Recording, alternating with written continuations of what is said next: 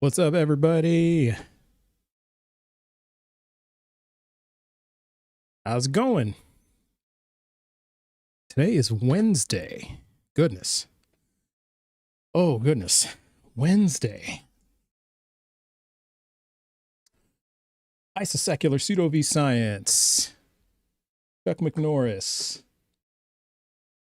Knights of Kadash. And I'm just kind of out of sorts today.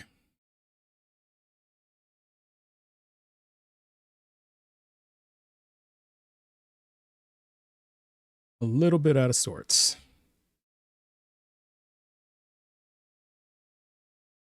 So let me address some things here. Get the family pictures out of the background. There we go. Okay, I think we're good. So how is everybody today? Happy Wednesday, Dr. K. Pressure, good to see you.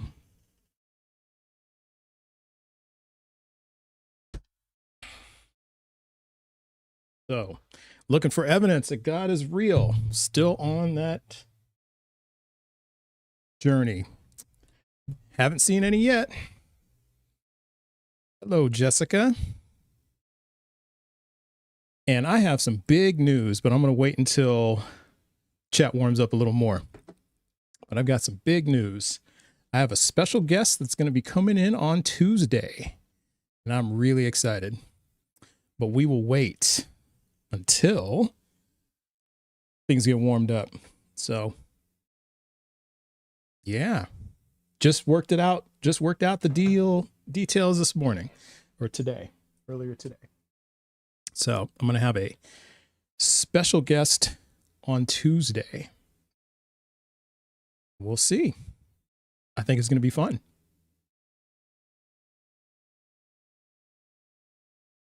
Have I heard about the Virgin Mary in Egypt? You're talking about when Joseph took Mary to Egypt? That? Or are you talking about an apparition? Because apparitions, we can't demonstrate that apparitions are real. Come on now. Man, my camera's all messed up today. So we're going to try and fix this. There we go. Let's see if that works.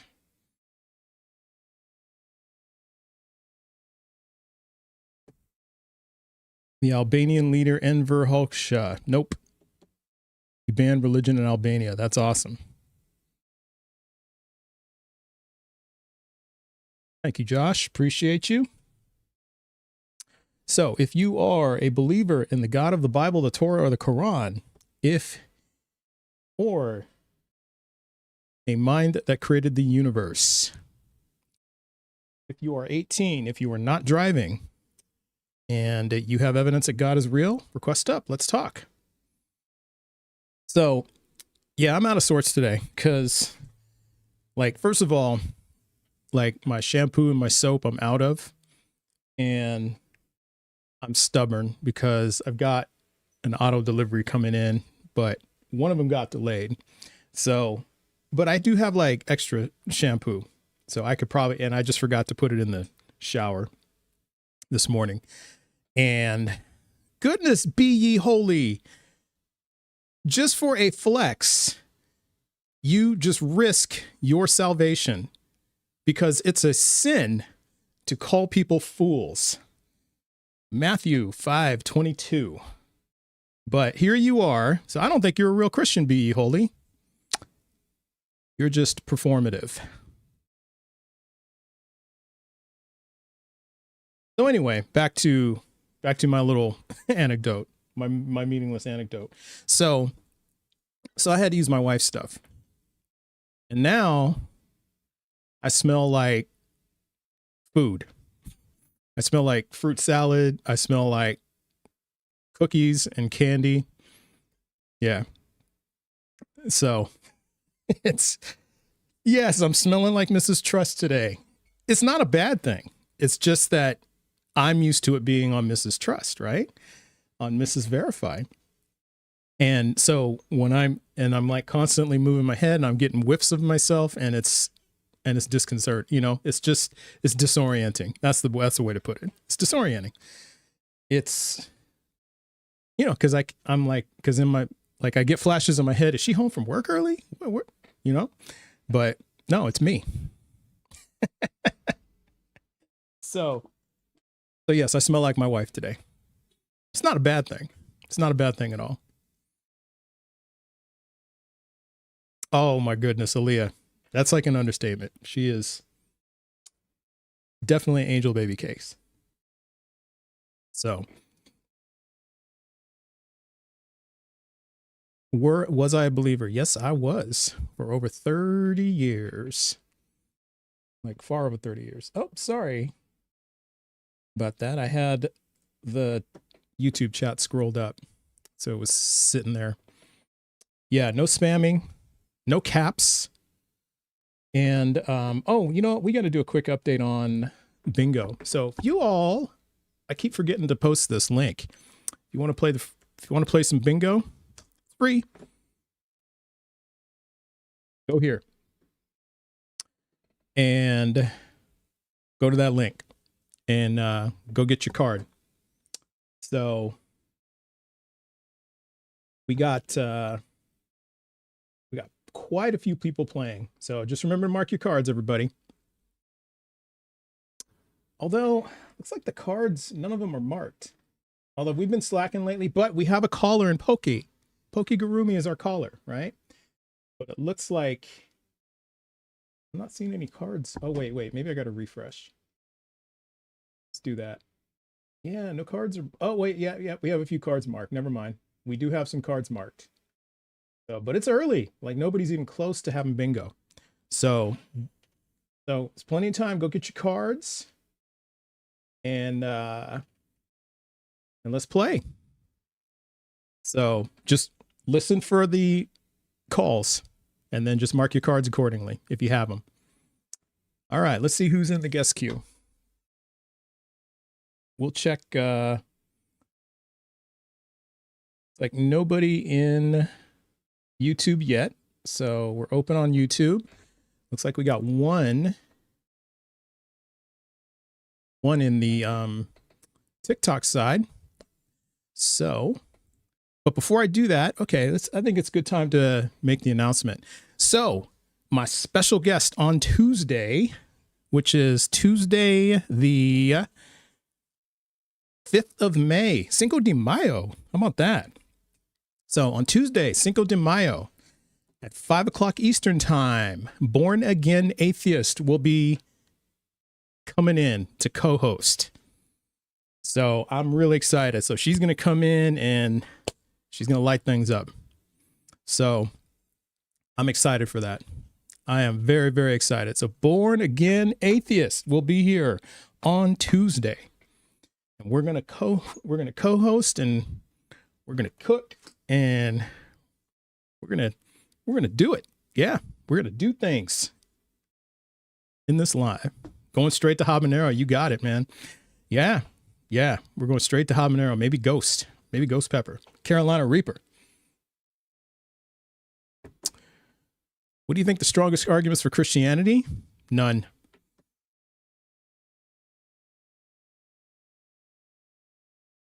Yeah, I cannot wait. It's going to be awesome. So I've been working on it secret. I've been working on getting Born Again Atheist on the Atheist Community Austin shows. And I've been working on that.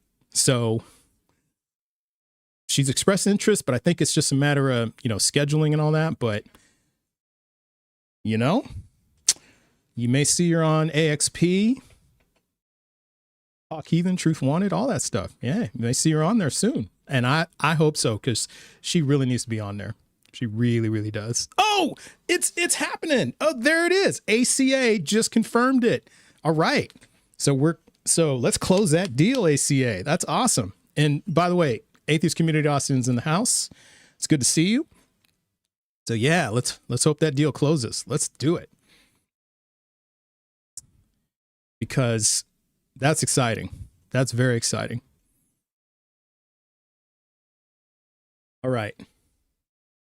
So with that, and if you want to request up, if you're on TikTok, just tap the pink and blue green, or not pink and blue green, pink and blue people at the bottom of your phone. Just tap that and request up, and you'll get in the guest queue. If you are on YouTube, just look at the scrolling letters above my head, and that'll give you instructions on how to request up. So again, be 18, at least 18, a believer in the God of the Bible, the Torah, the Quran, or at least a mind that created the universe. I'm going to open it back up to that again. But that could close just depending on how out of pocket people get. And please do not be driving, and have evidence that, and please have evidence that God is real. So let's start with Millie for Prez.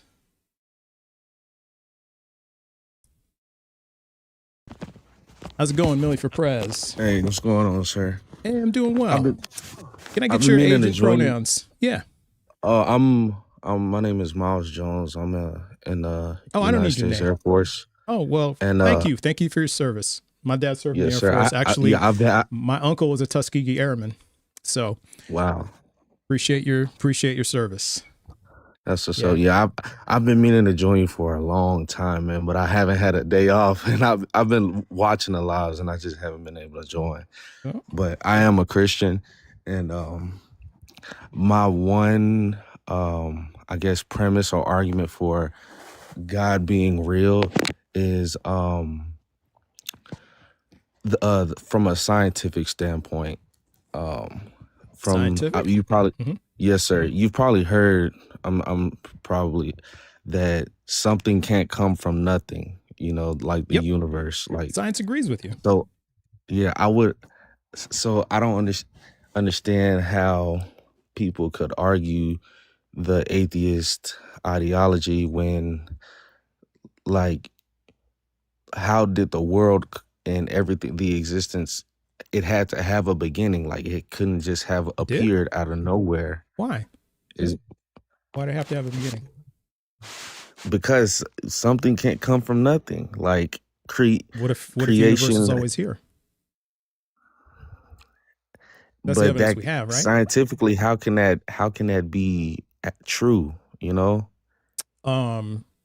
There's actually multiple physics theories about that. There's like many worlds interpretation, there's bubble universes, there's multiverses, there's I happen to think that I subscribe to the theory that the universe is the wave function in the Schrodinger equation for quantum mechanics, and that it's ever evolving and it's always existed. And, we have the basic components of the universe: energy, time, space, gravity, all are eternal. We have evidence of all of that. So no reason to think that it's not. And you would say that's from the studies of quantum physics is okay. I haven't looked into quantum physics. I've been hearing that word a lot. I just haven't had the time to study it. Yeah. Here's actually a good book you can start on. It's called Something Deeply Hidden by Sean Carroll, and talks about the many worlds interpretation. And so on my audiobook, I just finished it. Now I'm going back and reading it. And so that's a book that you're going to want to read if you want to learn about quantum mechanics. Right.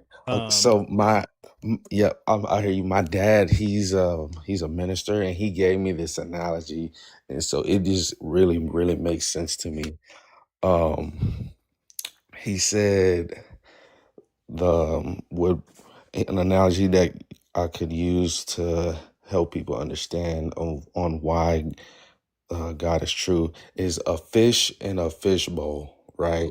You Fish in a feed the fish bowl. fish.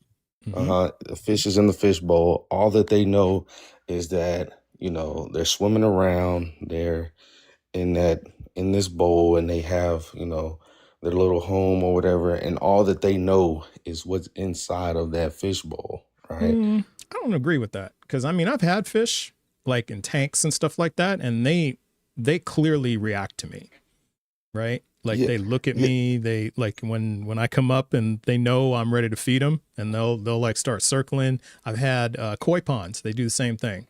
So I don't think that's true. I don't subscribe to that. I don't agree with that yeah, yeah. because But we what don't I we don't mean get is, that here. yeah, but what I mean is like that hand is giving you everything that you need. Like you, that fish knows that you're gonna be there to provide for that Yeah, thing, that and you, fish knows yeah, because it has evidence of that. It can actually physically see me, right? And so, because that's why when they see me, they start circling around, knowing I'm going to be dropping food in the on the pond or in the tank or whatever, right? But that doesn't happen here in our world. Like we don't yeah. we don't But know there's that. Nothing happens with us, and there's a large population of people who have no experience with God. So I don't know if that. yeah. Yeah, I don't think that analogy flies. See, and it's like I could like keep going, man. Like, we believe in things that we can't see all the time. Like we believe in the wind, but we can't see it. Like we We can believe in the test it. air, We can but measure it. I mean, you're in the Air Force, right? Like, yeah. they got them socks at the airports, right? Yeah, that you can measure knots. Mm, You can measure wind speed, so we know it's there.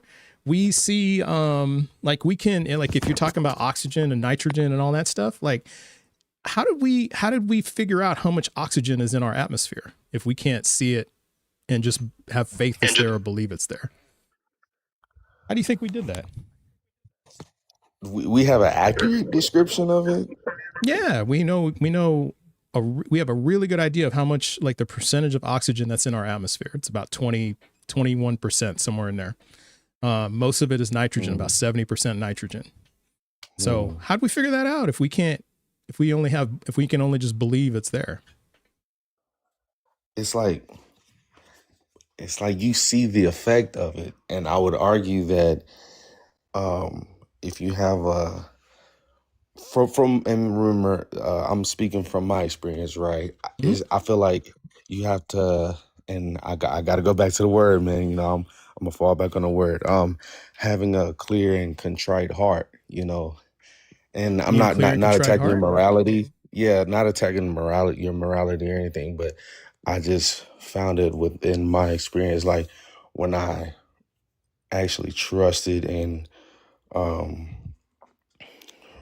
let myself go and try not to lean on my own understanding, like knowing that.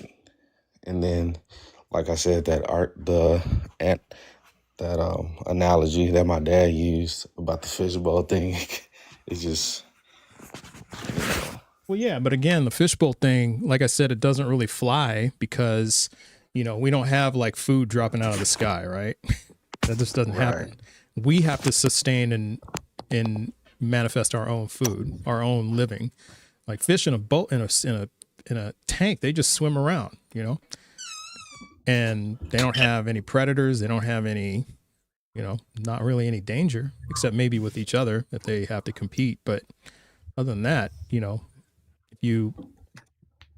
if if you just keep two betas out of a tank, you're good, right? They'll fight each other. Mm, But yeah, I mean, like I said, they react to people outside of the tank.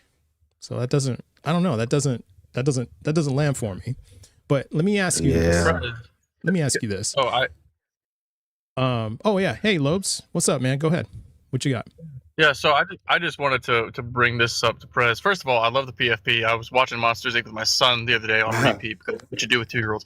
Anyway, so you said you try not to lean on your own understanding. So whose understanding do you think you ought to lean on when you're in a situation where you should not lean on your own? Where I shouldn't what? Whose understanding when you are not leaning on your own understanding? Whose understanding do you think it's right to lean on? The understanding that supersedes, which is what I believe is the Lord. All right. And how do you have access to that? Like, how do you know what that understanding is saying? By reading is the word. It says in John 1, in the beginning was the Word, and the Word was God, and the Word was with God. So, So, in order to with the word, really, you're talking about the Bible, right? So, if you're talking about the Bible, you just defer to that. Are you sure that it's 100% infallible? I would say yes, because uh, I believe it's the most accurate and historical documentation that we have, and I've seen the um, science behind it, and you got things like the what is it, the Dead Sea Scrolls, the 500 witnesses, and there's been multiple um, accurate claims that match up and make it true and without The reason I any. the reason I ask though is Yeah. because if you think that it's 100% accurate, then I think that Trust and I have like an obligation to show you that it's not 100% accurate, so that you can think in a more critical way. Sorry, I wasn't I paying don't think attention. that What's not 100% accurate, or what is? the Bible, Oh, right? yeah, So the yeah, yeah. Bible is not 100% accurate. There's probably some true things in there, but there's a lot of things that are just incorrect. Even the Bible would Just disagree straight up with other parts false. of the Bible. Yeah. Right. Do you have an example of maybe a contradiction or something, Trust, that you'd want to present to Prez so we can help him out here? Yeah, we can do an easy one. We can do an easy one. So, I don't know. You want to go And Old I Testament or New man, Testament? like give me the good one, man. Like, cause Yeah. if it's like, yeah, cause I'm really, really strong on my My standpoint. Like, favorite, my favorite one, Trust. If you have the census, that's my favorite one. Oh, the census. Yes, yes, yes, yes, yes. We just did that the other day. So yeah, let's do the census. That's Matthew 2 and Luke 2. So let's go there. All right. Oh no, that's the lineage. I was talking about the census, but Oh no. It's like this is the census. Yeah, I know what. Yeah, that Matthew 1's is the lineage, but this is the census. Yeah, Luke is the census, but then Matthew exposes the contradiction.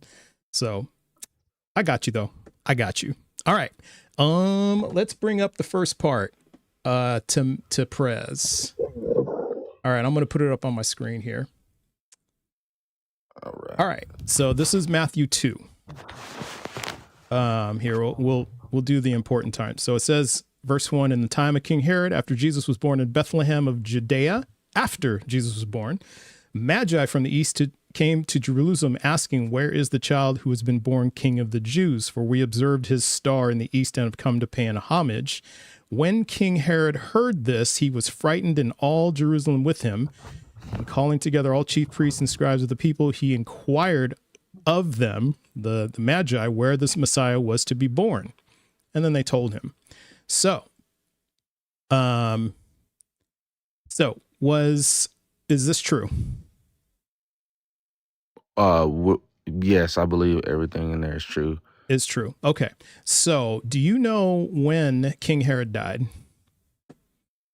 No, I don't. 4 BCE. And we have this documented with Josephus, the Jewish historian, who also mentions Jesus. So is there any reason for you to think that's not true? I'm not necessarily. I'm not gonna lie, I'm not up to date with the time frames of deaths and things like that. Okay. I just know, like, I mean, I can pull the up the book.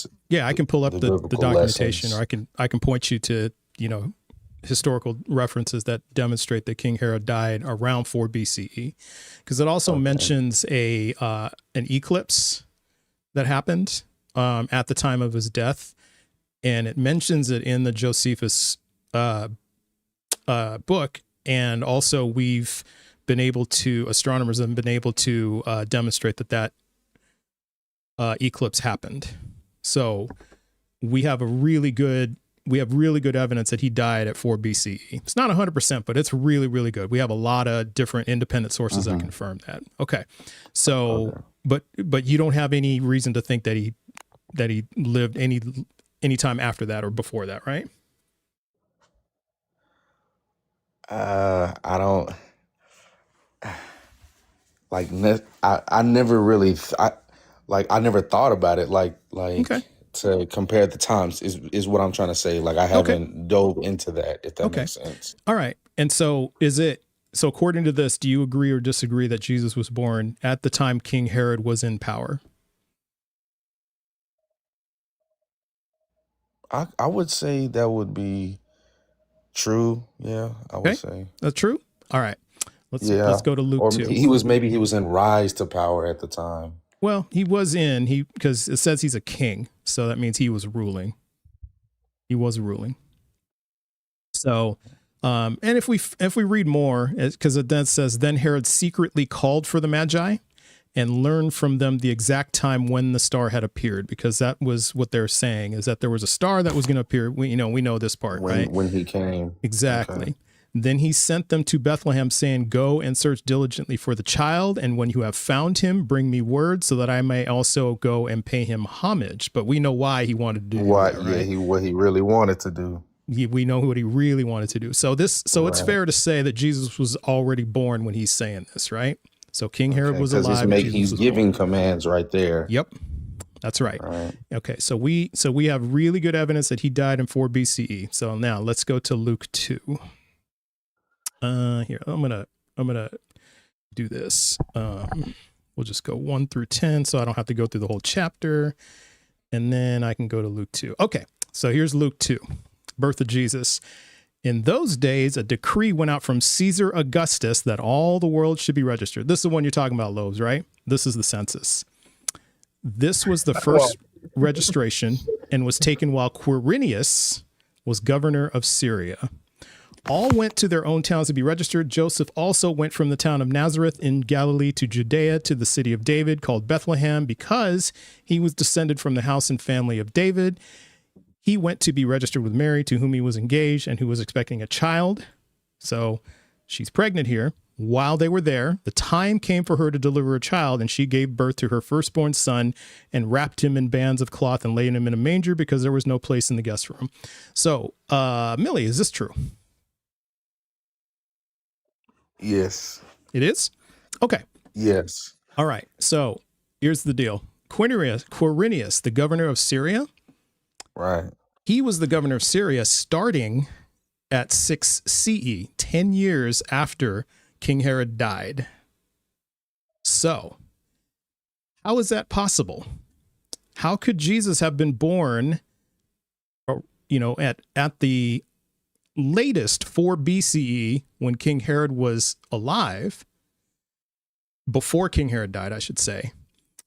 Yet here it says he was born when Quirinius was governor of Syria, starting at 6 CE. That's a 10-year gap. I'm not really so the governor has the same title as the king? No, he was a governor of Syria. He was appointed by Caesar Augustus. So he was appointed by Rome. And we know Quirinius was the governor of Syria because we have documentation. We have old Roman records to demonstrate that. We also know that at the time of when Herod was alive, Quirinius was actually serving in the Roman army. So we have this documented. We know, we have very, very good evidence that he was not the governor at Syria at the same time that Herod was alive. Okay, see, I don't have that. Like I said, I'm not that deep into knowing time frames. So you got me beat there. I'm not gonna lie. Yeah, because this is a contradiction. Because unless you're going to tell us that Mary was pregnant for 10 years. Now, to be fair, the one I was actually referring to was in the Old Testament, where that God census with David. Yeah, Okay. But you had already started booking on it, so I was like, this one's fine too. But that census, it's all in the text right there, like who commands it, and it's like a polar opposite person, right? Like this person should never really be confused with the other person. So that's why it's my favorite, because I think it's a hilarious one. Yeah, that's a good one. That's a good one too. Yeah. And so so there's one. All right. And you know what? You can look all this up. So you can look up Quirinius and Herod and Josephus, and you'll get all the ditty on that. So that census is good. I got another one though. You'll like this one. Please, I would like to see one more. Just one. All right, more. We'll jump over to the Old Testament. Okay. So let's see. Genesis. Are you familiar with the story of Tubal Cain? Yes, sir. Okay, you know Tubal Cain. All right. Yes, sir. So I think that's Genesis 5. Pretty sure that was Genesis 5. I made a video on this, by the way.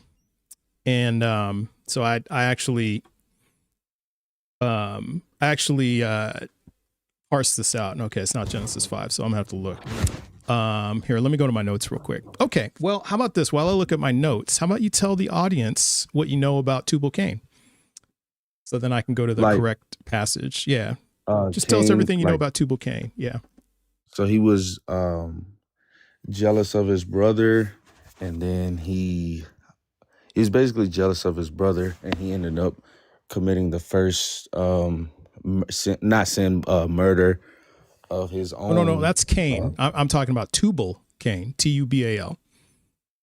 Oh, Tubal Cain. Oh, I read over that one. You read over that one? Yeah, that's in Genesis too. Okay. I haven't heard that story. You haven't heard that one? Yeah, not in a while. Okay. Oh, my bad. It's Genesis 4. Genesis 4. Dang it. I know. I was off by one. Yeah, I don't have the Bible memorized. So, okay. 4 verse 22. So Tubal Cain. All right. Mm-hmm. So this is actually one that's like that flies way under the radar. And Lobes, this is why I love this one. So Tubal Cain is, he's just in the genealogy that they talk about in Genesis, right? So this simply says that Zillah bore Tubal Cain, who made all kinds of bronze and iron tools. And then it says the sister of Tubal Cain was Naamah, right? So, so the problem with this is that we know from scientific evidence that the Iron Age begins right around 1200 BCE, somewhere in there, give or take. Now, if you start doing the math on this chronology, so if we just start going through Genesis 4 and start doing the math on the chronology, because how long did Adam live? I'm not sure. 930 years, right? So if we start doing the chronology, this puts, and right about the time that the earth, that God supposedly created everything, right? Mm-hmm. If you believe in young earth, this puts Tubal Cain being alive right around 3000 BCE, 1800 years before humans knew how to smelt iron. So how could Tubal Cain be making any kind of bronze and iron tools without knowing how to smelt iron? I mean, it could have been like he may have discovered it before it was like a major milestone and shown to the wide world, I guess, if you would say. 1800 years before? What if he was what if he just discovered it very, very early and just it wasn't made known? And then it just got filed away. Yeah. Do we have any evidence? No, of that? not necessarily filed away, but he just didn't he didn't make it. He didn't announce it to everyone. He didn't announce it to everybody. He just Speaking of everybody. I'm gonna go back to work, but you guys have fun. All right, Lobes. Good to see you. Everybody follow Lobes. It's probably gonna be on tonight. So, okay, but we don't have any evidence of that, right? So it's just kind of a maybe. Yeah. Yeah, and we have to kind of go back to Proverbs, right? Don't lean on your own understanding. I can't. Yeah, I'm just saying there's a possibility that he just didn't notify a lot of people about it. Leaning on that understanding again. Can't do that. I'm saying there's a possibility that, and I'm saying I don't know if he. Come on, man. I know. I got you. Yeah, I know. I kind of got you in a trap here, but no, for real though, it's possible. I'll grant that it's possible, but we don't have any evidence of that. So we don't have anything anywhere in the Bible that says that he hid it. Yeah. So your reason for um I guess discontinuing the Bible is due to like chronological Anachronisms. Yep. inaccuracies. That's what Mhm. you would say. Yep. That's the only reason. Well, I mean, if it's just giving you straight up things that don't make sense, that can't happen. Like, for example, if you read a story and the story Uh-huh. is set in you know, the dark ages, right? Like Hmm. 1000 CE, and the main character, and it's supposed to be true, and the main character is talking about using an iPhone. It's not a true story, right? Can't believe it. Yeah, Yeah, it's I just see like what you're that. saying. Yeah. So this isn't true. And you know, and forget all that noise about, oh, well, they found iron deposits that were about the same time. No, this was making iron tools. There's no evidence that we made iron tools before 1200 BCE. We have no evidence of that. Yeah, they've found iron deposits, but there's no evidence of that. So, you know, because that's the common Christian cope, is that, oh, well, they found iron before that, so they weren't making tools. Straight up. So, yeah. You want some more? Can I bring one up? Oh, yeah. Oh, this is my other friend, Okay. Jessica. What's up? Hey guys. Yeah, the one I was talking about earlier was what did I just posted in the chat. It was Mark 16:8, when it says like Mary Magdalene, they were too afraid to tell anybody about what happened at the tomb, but Luke says they immediately went and told the disciples. Oh, So if you yeah, want to yeah, pull yeah, up, yeah. That's a good one. Do you know the yeah, Luke so if you pull, verse? Do you know the Luke chapter? Yes, yeah, Luke, I've seen that one, that contradiction Okay. claim. We don't have to. We can what just I go straight was to Mark 16. what I was told was that they came at there was two different people writing two different they came at two different times, is what I was told. Is that they arrived at different times. So no, the like, context of both is like right after they left the tomb. So Mark Yeah, it was right 16:8, after. they fled the tomb and told no one. And then in Luke 24 it says they left the tomb and told the 11 disciples. So the context for both is right after they left the tomb. Yeah. So this was Mary Magdalene and Mary, the mother of James, and Salome bought spices so they might go and anoint him. And very early on the first day of the week, when the sun had risen, they went to the tomb.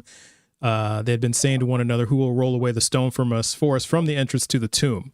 When they looked up, they saw the stone, which was very large, had already been rolled back.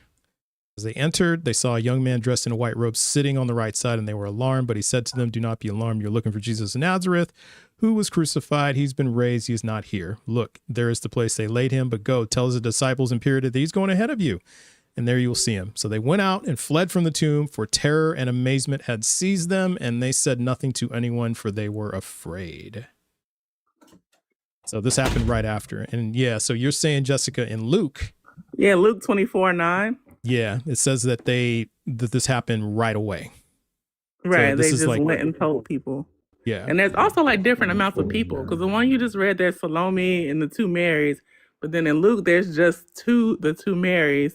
yep, And then there's yeah, two angels in Luke, and there was one Mhm. angel in Mark. It's just a lot. yeah. But on the first day of the week at early dawn, they went to the tomb, taking the spices. There it is. They found the stone rolled away, but when they went in, they did not find the body. While they were perplexed, suddenly two men in dazzling clothes stood beside them. So was it one man or two? The women were terrified and bowed their faces to the ground, but the men said to them, "Why do you look for the living among the dead? He's not here, but risen." So two men were saying that. "Remember how he told you he was still in Galilee? The Son of Man must be handed over." Then they remembered his words, and returning from the tomb, they told all this to the 11 and to all the rest. Yeah, so it's both. That's right. Because some people try to say like, "Oh, well, she told them later." Like, no, both of the stories are right after they left the tomb. It's right after. and this was Mary who went and did that. Yeah, Who did it? Mary Magdalene and Salome. Salome.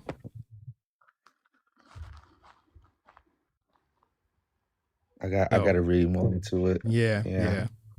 I will have to read more into it. Okay. So if we're finding, and these are just three examples, but if we're finding, and I got hundreds of contradictions. And so if you're finding that many contradictions, Millie, like, how can you believe it? And still at the same time too, I would say this.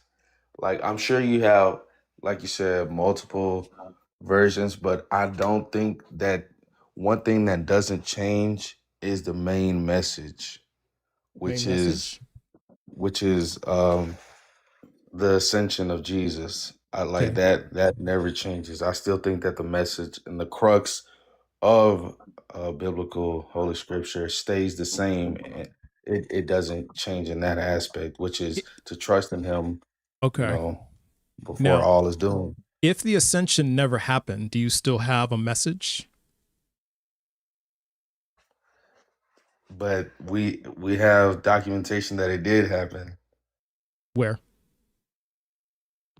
Like I was saying earlier, you have the witnesses, the book of the Dead Sea Scrolls. Dead Sea Scrolls, We all have. Old Testament stuff. Yeah. It's not New Testament. I So thought it was the whole thing. it's just the Old What? Testament. So like if It you was only the go old. just the Old Testament, that's it. It's a Hebrew Bible. So if you, and they only pieces of it too, only pieces of it, not the entire thing, just pieces.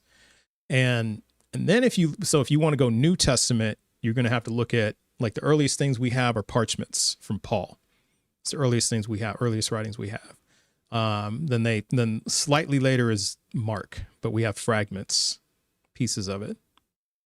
So But that would be my only case, which would be like that it's thank you, Poppy. the main message Well, again, hasn't changed yeah, I necessarily in hear my you, Millie. opinion. But again, Yeah, and I if don't mean to take up all your time, bro. no, you're good. I enjoy That's what the talking, time's bro. for. Yeah, that's what the I time's don't for. like being rude. No. You did great. I appreciate you, man. If anything, I think we interrupted you a couple times, so apologies for that. But no, No, man, it's you all were good, very man. polite. No, it was very pleasant. But that's what the time's for, is to use it all up, right? So Yes, if sir. anything, it would be troubling. Most of the time, it's troubling when people don't use it up, because it usually means they're out of pocket. So. And that Right, definitely was the case here. But right. And I'm but yeah, gonna keep fighting back, man. okay. No. Keep doing it, man. Keep Yeah, on I'm coming gonna back, come because I'm back looking for soon. I'm evidence. gonna come Yeah, back soon, man. I'm looking for evidence. And yeah, so we just need to, because I mean, I do this every day. We dig into the Bible, and there's just too many things you Yeah. can't explain. Yeah, I know. Like I said, Way I've too been many meaning to things. join you for a long time, but I've been working, man. I've been trying to join you. Hey, well, I'm glad you finally found the time to come up. But Yes, yeah, sir. so it sounds like that's all the time you got. Because we do. I have more time, but I want to give other people a chance to Oh, okay. go. I don't like hogging it. All Yes, right. Well, sir. hey, come back another day. And, something Yes, else. sir. Maybe you'll have an explanation for, I'm sure you'll kind of go into an apologetics website, and you want to float that by us, and then we can talk about that. Okay. All right. All right, man. All right, Millie. Again, thanks for your Yes, service, sir. man. Have a good one. Yes, sir. Appreciate it. Yes, Yeah. sir. I do it for Take you, care. man. All right. Just add All a right. quick question. You said Yeah. the earliest were the letters from Paul. Do you know what year the Pauline letters were? I believe it was like about 30 years, roughly 30 years. So I was in the reading Christ Before 60s. Jesus book. I thought he said it was like 140 CE. Oh, but- yeah. Well, that's the thing. Okay, because CBJ, yeah, you're right. CBJ is the mythicist. I'm just talking about like what we have from the non-mythicists. I'm just giving the benefit of the doubt. But yes, you are right. Okay. The mythicist claims, and the evidence that the mythicists have is that they're not until like 140, way after Paul died.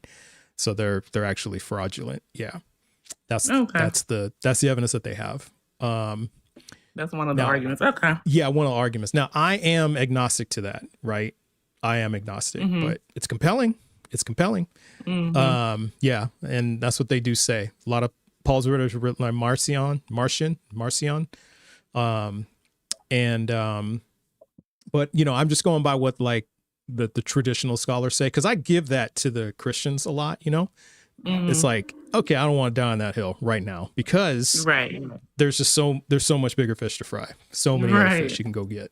Right, so many other angles. Yeah, I feel you. Yeah, but just so many angles you can go. But yeah, if you question one, you question all. But I mean, the Bible definitely is not accurate. It is not complete. It is, in a lot of places, incoherent. Yeah, I mean, you can just go everywhere. Cohesive. It's not cohesive. Yeah. And so And we're reading right out of the scholarly translation. It gets even worse if you go into like the KJV and the NKJV and all these other bullshit translations. It gets even worse. So it's not, it doesn't even line up with the Hebrew. So Wow. yeah, doesn't even line up. It's just, yeah, it's just cope. That's all it is. But yeah, we can do some Hebrew, you know, we can look that over here. So we can dig into that if anybody wants to do that. So yeah, if you are a believer of the God of the Bible, the Torah, or the Quran, you're at least 18, you are not driving, quest up and let's talk about your evidence that God is real. All right. So let's go to the next one. Oops, I accidentally brought somebody up. Oh yeah, that's cool. I meant to just send them request. I didn't. All good. Misanthropic Prophet, what's up? Misanthropic. That means I hate people, basically. A misanthrope. Okay. Thank you for that. All right. What are your age? That was a good trick. That was a good trick. What are your age and pronouns? Oh, I'm he, his, him, and my age is 54. 54. Fantastic. All right. And sounds like you believe in the God of the Bible?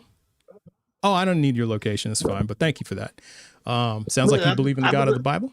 I believe in the King James Version Bible, yeah. Okay. I do. What's your best evidence that God is real?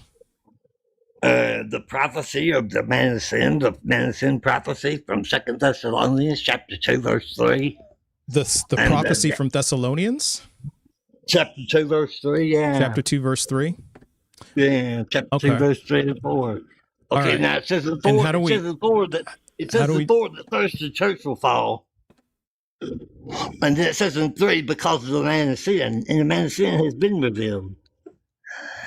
Okay. And how do we know that's true? Because Daniel warned us about a little horn that would come and uproot 3 kingdoms, and that's happened. Yeah. And that's in Daniel chapter 7. Okay, now when the Bible was written and it was presented to King James, there was an epistle dedicatory associated with it. And it says in there that it's specifically designed to reveal the man of sin. And his name is Trump. That's what horn means from Daniel chapter 7. It's saying that the man will be like a trumpet or a horn. And that's the wordplay. The Bible was designed specifically to tailor our language so that this would happen. It's a psychological so hold up. World. You're saying that it's prophecy that Trump is here? Yes, the little horn. Trump means horn. Okay. He uproots Trump means nations. horn. He's already uprooted Venezuela and Iran. Okay. And so how do you know it's talking about Trump? Because it calls him a horn and his name is Trump. And that means horn in the Bible. Because his name is Trump. Okay. Yeah, and what is okay now, right. But it also you said it's wait, hold on, slow down. So this is actually new one, everybody. This is actually new one. All right. So which verse is this again? This is 2 Thessalonians? Now 2 Thessalonians calls him the man of sin. The Bible itself was published specifically to tailor our language. I need the one that talks about Trump. No. I need the one that talks about Trump. 2 Thessalonians chapter 2, verse 3 and 4. Okay. It talks about church. It talks about Trump misleading the church and the church following to him, and then he gets revealed. That's the Epstein files. Okay. So we're in the Greek. All right. So let's find the one with horn. So you're saying, yeah, I'm actually looking at the Greek here. Okay, yeah, look at the Greek, but I go by the King James Version only. I'm a KJV only. Yeah, why would you do that? Because it's not even anything close to the Greek. Because there's nothing in here about a horn. Oh, it doesn't mention. No, I'm talking about that's Daniel chapter 7 is about the horn. I'm talking about the man of sin prophecy. That's what the Bible was sent to do, to expose the man of sin. Read the epistle dedicatory. If you want to study history, chapter 7. Study history. Yeah. So this is the Aramaic, and so which verse is it? I don't know which one. This is in Daniel chapter 7. Says there'll be Yeah, I'm reading 10 through it. horns. All right. There'll be Here, 10 let me horns. pull it up for everybody. Let me pull it up for everybody. So you're saying that Well, because it says horns in Daniel chapter 7, that means Trump. Well, He we're going to was get talking the... about Trump. Charles, can you start the timer? Yeah, thank you. What about that? I'm sorry, I'm just excitable, man. I got emotional problems. You're good. So we're just another beast on the other side, second between the mouth, and they said it's teeth, flesh, wings, leopard, bird of 4, domination, beast of heads, night visions. I saw this terrible. Fourth beast, iron teeth, residue breaking pieces, different, trampling with its feet. The 10 horn, but this says 10 horns. Yeah, Trump but there's a isn't- little horn. The little horn that But rises up. Trump is one horn. He's the little horn that rises up and uproots those horns. It doesn't And say don't anything. get It doesn't rid say of anything. It doesn't say anything about little horns. It says 10 horns. In Daniel chapter 7. Yeah, that's we're doesn't looking at mention- it right it now. doesn't It says it mention- right here. It doesn't mention a little horn rising up. Doesn't mention a little horn. It says 10 horns. You're not going by the King James, though, man. How do you argue because with the me King about the James Bible? doesn't You don't because even the King talk about James the doesn't Bible. because the King James doesn't line up with the Aramaic and Daniel. I know, So man. I'm but looking- talking I'm about, looking at but the you're original talking about Aramaic the God here. of the Bible. Yep, You I'm asked me looking if at. I believe in the God of the Bible. Yeah, I believe in the God of the Bible. I don't believe in the God of the Encyclopedia or the Strong Concordance. Well, why I would believe in the God this of the isn't Bible. the Strong's Concordance? This is the It might well be. this is the original Aramaic translation from the Hebrew Bible. So why doesn't it say little horn here? It says 10 Well, if horns. you're looking at King James, are you scared to look in the King James? Is it a curse to you? Give Are me you evidence cursed? that the King James lines up exactly with the Aramaic. What is the evidence that it lines up with the Aramaic? Because So I'm I'm looking not at the allowed- original Hebrew Bible Aramaic here. So But why that's would I not the why would I need to Bible, look at the though. Okay, why would I need to now look at the King Isaiah. James? Look at Isaiah. Look up a scroll of the book. Oh, no. Let's not pivot from this. I need you to No, tell no, me. you're I need you to you're tell me arguing from why- something that is not the Bible. And you're trying You're to telling me I'm disprove not looking at the Bible when I'm looking at the original Aramaic from the Hebrew you're not, Bible? Because the King James Version Bible was prophesied. Why would- stuff. Why Look would it the up in King James Isaiah. Version be the original Bible when it was written It was thousands of years later? prophesied stuff. It said that a scroll of the book would come, and when I look at my King James Bible on my phone, it's a scroll of a book. It is not a book of a scroll. So get that in your mind. It's a scroll of a book, not a It's book a scroll of a of a scroll. book on my phone. Okay, now, and it says it will enter every man's house and remain there. Okay, do you doubt that the King James Version Bible is probably almost in The King every James home? Version is bullshit. So give me No, evidence. No. Give me No, see, evidence but if someone that it comes at lines you, up I am- with. Okay, I'm still waiting for Just your look in evidence. the- Hey, Misanthrope, I'm going to ask you one more time. Then we got to move on to somebody else. I need evidence. Because I Okay. came to you with proof that God that is no real, proof. and you cannot deal with it. There's no Fool. proof. Burn, Bubby, burn. You are a fool. All right.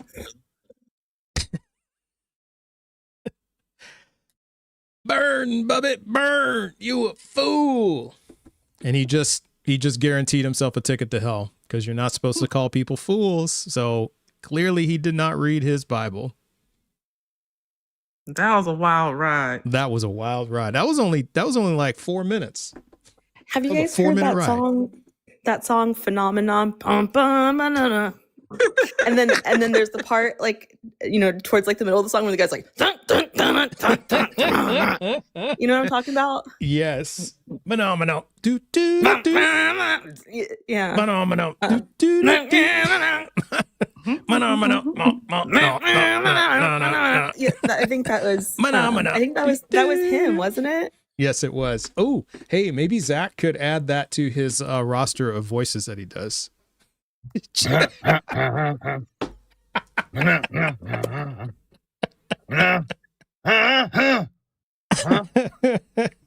That is who you had, man. That is who you had up just now. That was amazing. That was, yeah. Was that Animal? Is that who that was? Animal from It was the its Muppets? own character. It was his own character. Yeah. Yeah. He kind of looked like Animal a little bit, though. Animal was the drummer. Drums. Yes, drums. with the drums. Yes, Oh, I but love mama that. I no. love Do do do. Yeah. Phenomena. I identified with Animal though, man. 'Cause I'm a drummer too. So man, when Animal drummed with Buddy Rich, oh, that was so sick. Yeah. That was sick. Yeah. I loved on. Animal. I loved Animal. Yeah, he was the He's best. one of my favorites. He was But he was a little animalistic, you know. Whoa, Yeah, he man. was. Whoa, man. Yeah, he was. Yeah, it was a little bit. He had But, his things for sure. Oh my goodness. But yeah, not Zach coming up and just doing the voice like right on the fly. Like Love it. I was like, oh, that's my cue. That's my cue. oh my goodness. A goodness. Yeah. And I so just popped in though. You guys been cooking though? How's it been going? Oh yeah. That was the second one. And yep, Oh, cool. fire's high today. Yeah. Fire's Hey, barbecue. Poke wants to Barbecue know what sound. website you're using. Oh, this is BibleHub.com. That's what I've been Nice. using. So yeah, Bible Hub. That's when you got that's where you got you can get the Aramaic. So this is all Aramaic. Because Daniel's written in Aramaic, you can get the ancient Hebrew and you get the ancient Greek. So anybody who comes up with the King James, all you gotta do is ask him, how do you know it lines up with all that? Because that's the original. That's all you gotta Man, do. that one always baffles me with the King James because we didn't even have all the text types available when they were doing the translations Exactly. of King James. It's just like, Exactly. dude, you guys like to say that the authorized translation of the Bible.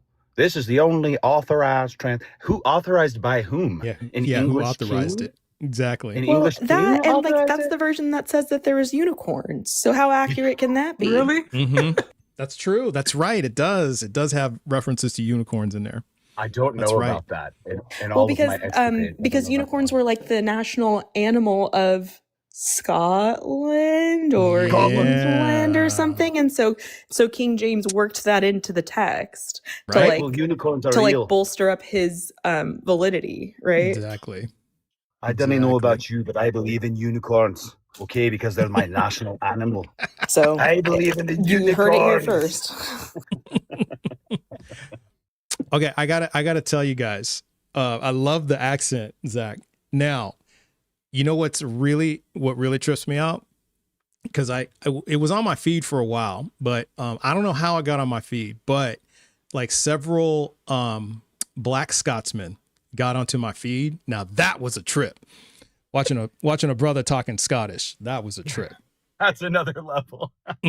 That's like a whole nother level. Like, That's another level. It's You're like, such a I don't mind fuck. understand. isn't it? It's like a white dude who's from Jamaica. Have you seen Yes, this? I've seen that Yes. too. Yes, seen that too. I'm a white Jamaica. You're like, no, wait, Wait, No, you can't. hold up. wait. Can you talk like? No, wait, you can't. Hold on.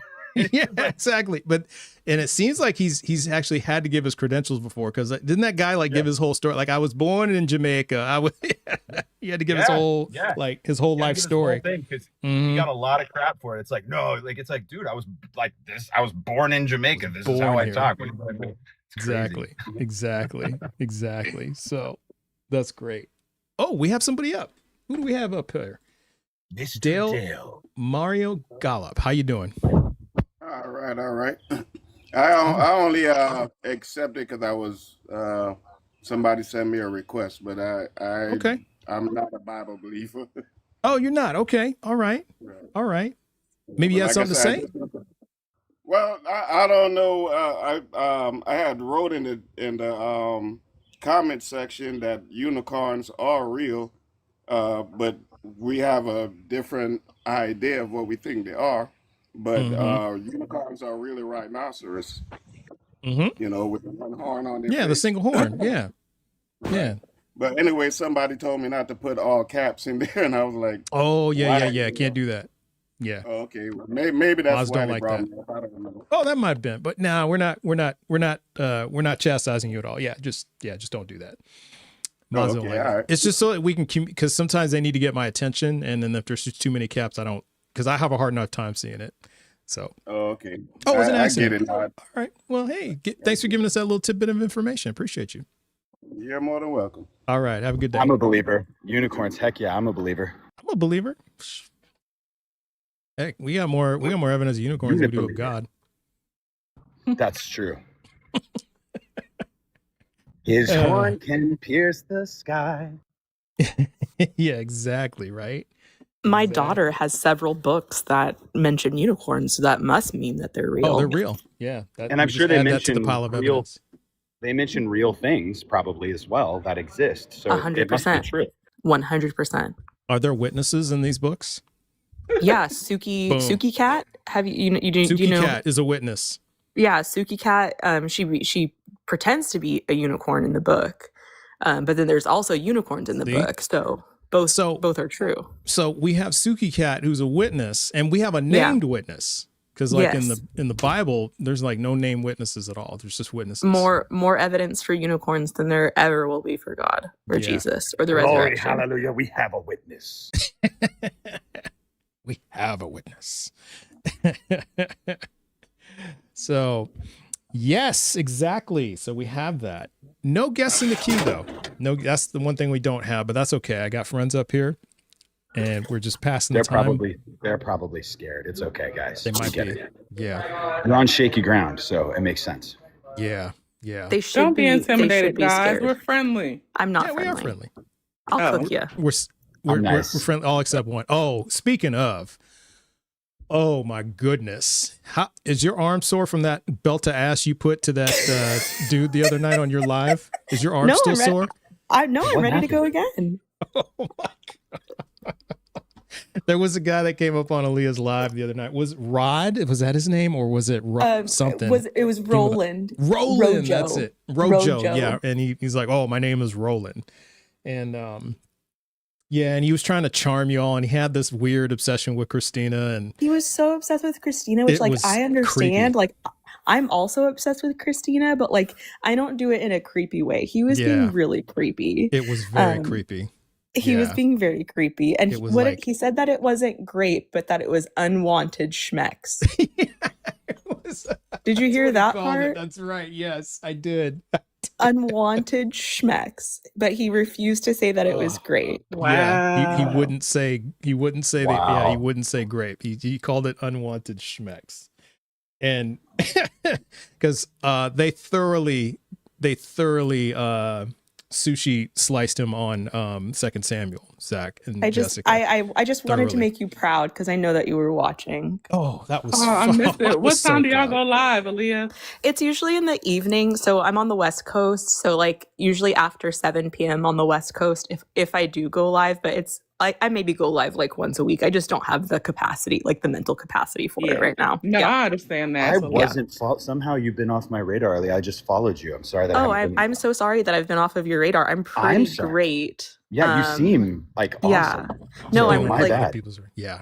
Aaliyah is yeah, pretty no, I'm awesome. really cool. I'm Mhm. really smart also, and I'm Yes. pretty Yeah. funny. Oh, and I'm good Yes. looking, so like that's Yes. also part of Okay, it. period. All the sis. above. Yeah. Yeah. Yeah. Like triple check- threat. It's check- like a triple check- threat. check. Yeah, it's like Yeah, much or like like a Zach. quadruple Zach or is a all of quintuple the above too. Yeah. threat. Like I'm also Yeah. a good Talk your mom. Like shit. I'm really just Mhm. doing the damn And thing out everything here. and everything threat. I Yes, love Mhm. it. and everything Relatable. threat. But I think the biggest threat currently is to Christians, Yeah. especially if they want to try to be apologists for grape, because I will fillet them. That I'm with you on that. Oh my Yes. gosh. Yes. And we hear it Pokey is saying that there's so guests in the request, so much. I'm going to hush up. Oh, there's guests in the request. Okay. That's great. All right. Oh, goodness. There's lots of them in the request. All right. Oh, goodness. God's sword's back. Oh, that's going to be fun. All right. Let's get God's sword over it. Okay. I think we're going to have a crash out here.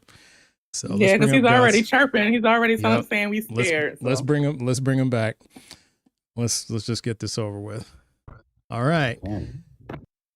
Oh, it looks like the Holy Spirit Wi-Fi is not working for God's sword. That McDonald's Wi-Fi is up. There it is. All right. McDonald's Wi-Fi is up. It's working. All Just right. give it a second. Okay. God's sword. Welcome back. All right. So the first thing we're going to do is we're going to do a behavior check because you were a little out of pocket last time. So let's quickly review 1 Peter chapter 3, verses 15 and 16. So let's do that real quick.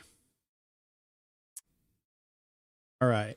Let me go over there, and because we want to make sure we don't want to get you in trouble with your maker. You know what I mean? Because I would say the last time you came up here, you were doing some troublesome activity. All right. So it says here, but in your heart sanctify Christ as Lord. Always be ready to make your defense to anyone who demands from you an accounting for the hope that is within you, yet do it with gentleness and respect. Maintain a good conscience so that when you are maligned, those who abuse you for your good conduct in Christ may be put to shame.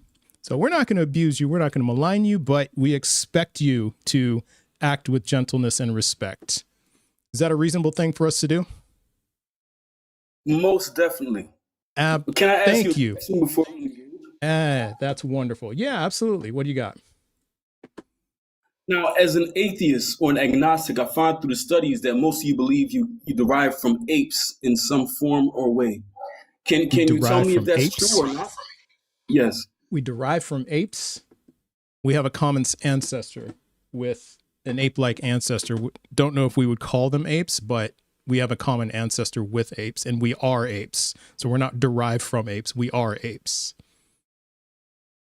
So if you are apes, then by the morality of the ape, if well, no, not Christianity just is- you. You too. You were included in that. Well, no, you were an I ape don't too. believe that, bro. Well, it doesn't matter if you I believe it. It's I'm just by true. a divine being. You're trying to impose things upon me that I don't believe in. I don't think that's very gentle. All right.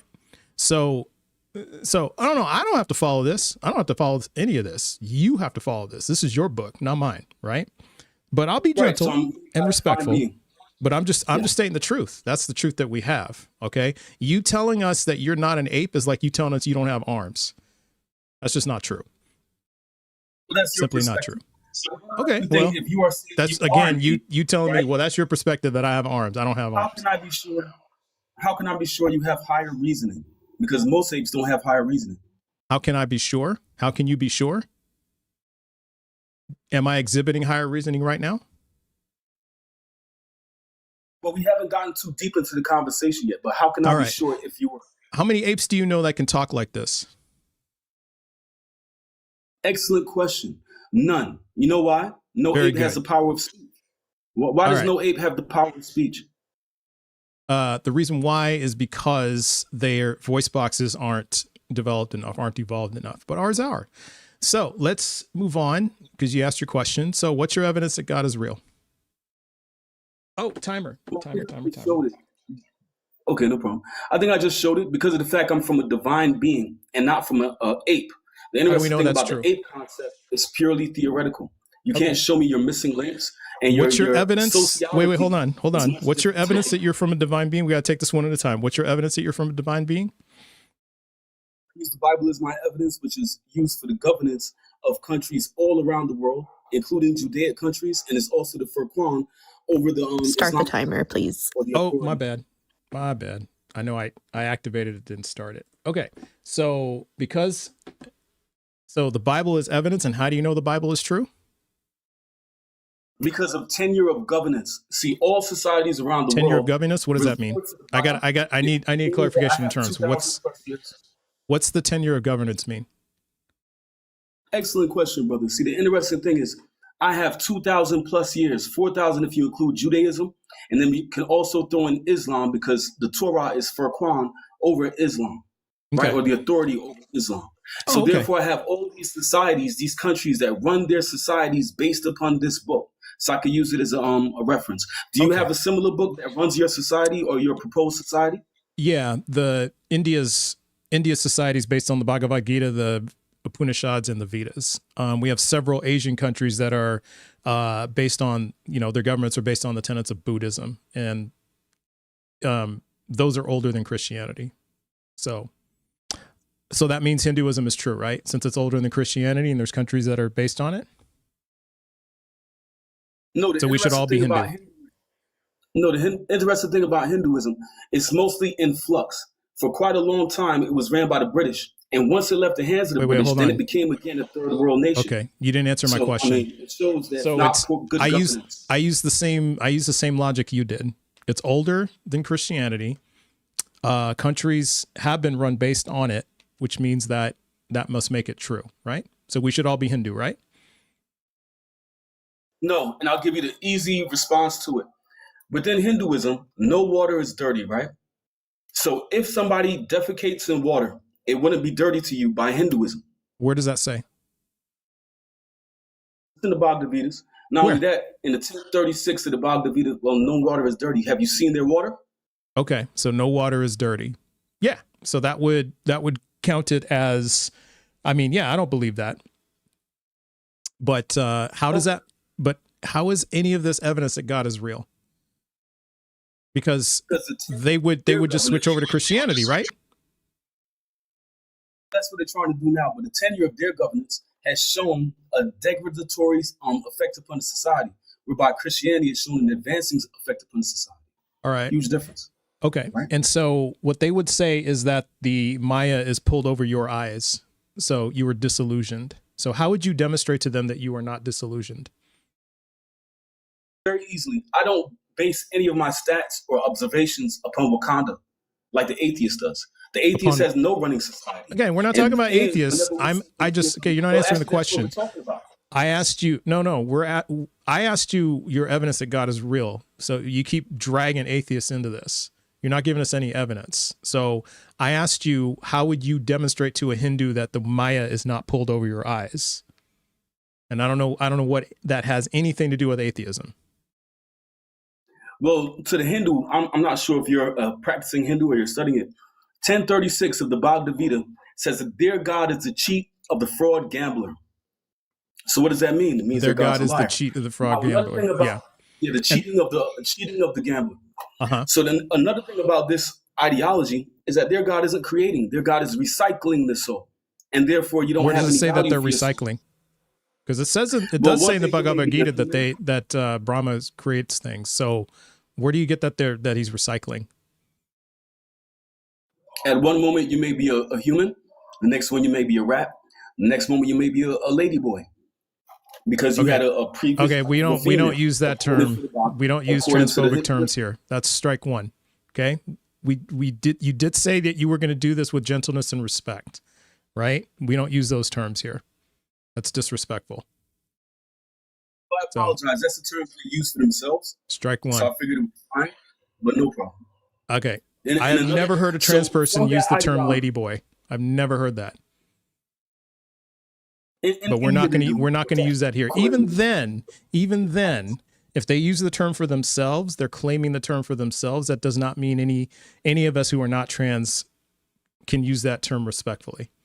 So are you admitting that they're recycling the soul? Am I admitting that they're recycling the soul? You mean through whatever that thing that they call? Okay, fine, but.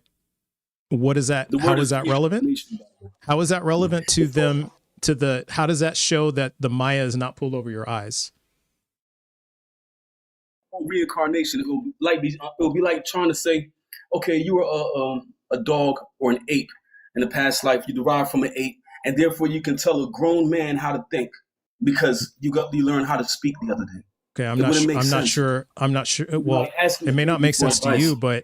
That doesn't demonstrate that the Maya is not pulled over your eyes. I mean, what if that is really true? How do you demonstrate that's not true? Well, very easily to the Hindu, especially. Most Hindus migrate to America. They don't move from America to India. And I think that would clear it up right there. I don't see how that's relevant. How is that relevant that they move to America? Well, let me just stillman it. Because if they're not trusting in their own Hindu governance for the future of their families, and they're going to the Christian countries for the future of their families, then therefore they trust the God that created that Christian society more, and the Bible that allowed them to create that more than they do their own society. It still doesn't follow. Israel, right? That has nothing to do with whether or not the Maya is pulled over your eyes. Because how do you know that they're doing it? They're entrusting in the Christian countries, or they're doing it for economic purposes. I mean, people move for all different kinds of reasons. So that doesn't demonstrate that the Maya is not pulled over your eyes. So we're still on square one. Well, if they're moving for even financial reasons, that proves my argument. Because the finances in their area are so bad that they're not able to gain the wages for the experience that they have. Are they changing their religion? Are they becoming Christian? More and more by the day, brother, you'd be surprised. But if you're talking about conversions, what evidence do you have that? What evidence that? Okay, so show me the evidence that Hindus are converting to Christianity when they move here, like percentages.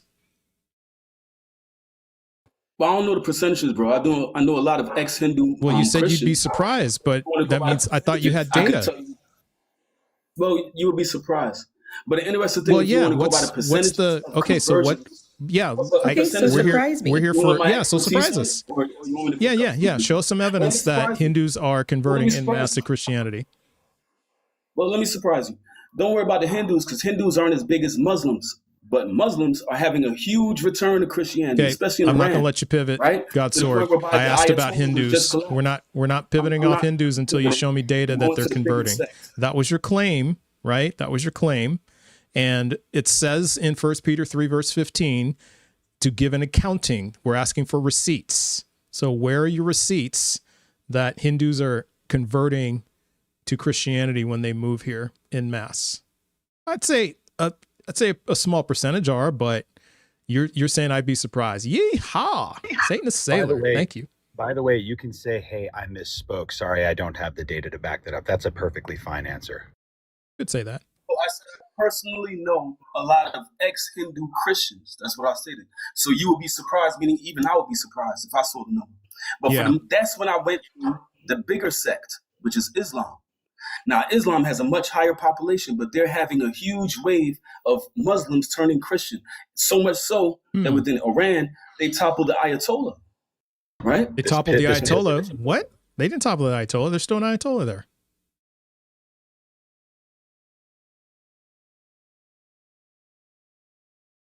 Has anybody seen him? Where's the Ayatollah at? Did he put out an audio recently? Have you seen him? Yeah, actually, you did. Yeah. So the former Ayatollah was struck down in a war crime that the United States committed, and then his son took over. So they still have an Ayatollah. Not sure what you mean. They're still a Shia. They're still a Shia Muslim state. Yeah. But can you show me the last appearance of the Muslim son? Well, your claim was that they toppled the Ayatollah. So we have this on news reports. So you need to produce evidence that that Christians toppled the Ayatollah. That was your claim. Christianity itself toppled the Ayatollah. See, before the topple of the Ayatollah was 30 No, to 40,000. you said it. Wait, hold on. You said it toppled the Ayatollah. Okay, so we're moving the goalposts here. Okay, but why is there still an Ayatollah in power in Iran? If they toppled the Ayatollah, there's still an Ayatollah there. Tell you what, can you search, because you did a search? Can you search for the last appearance of the Ayatollah? Yeah. This is your evidence to provide us. I'm getting again, whiplash 1 Peter 3 from the verse pivots. 15.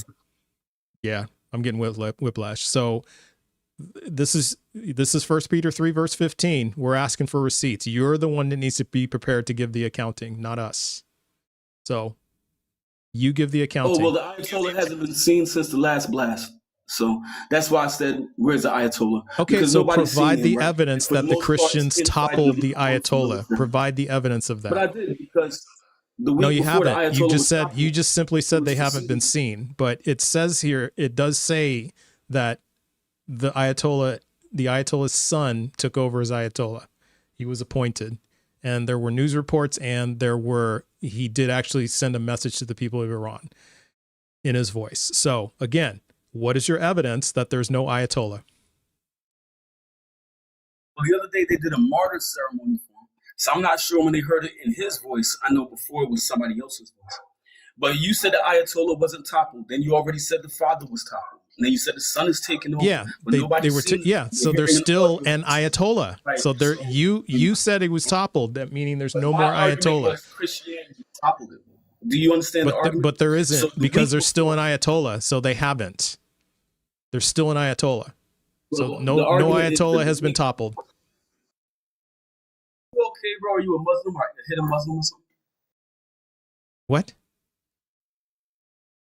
I didn't hear Are you. you a practicing Muslim or something like that? You know, I find most atheists aren't truly atheists.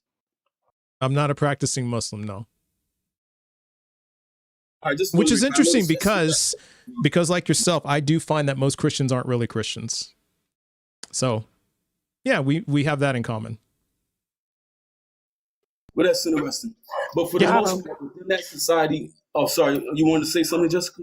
No, I just wanted to say, got him. Continue. Oh, okay. Yeah, I Well, got him. there's Cool. all right. There's Because the the fact that jellyfish. there's no Ayatollah. You got to go, God Sword.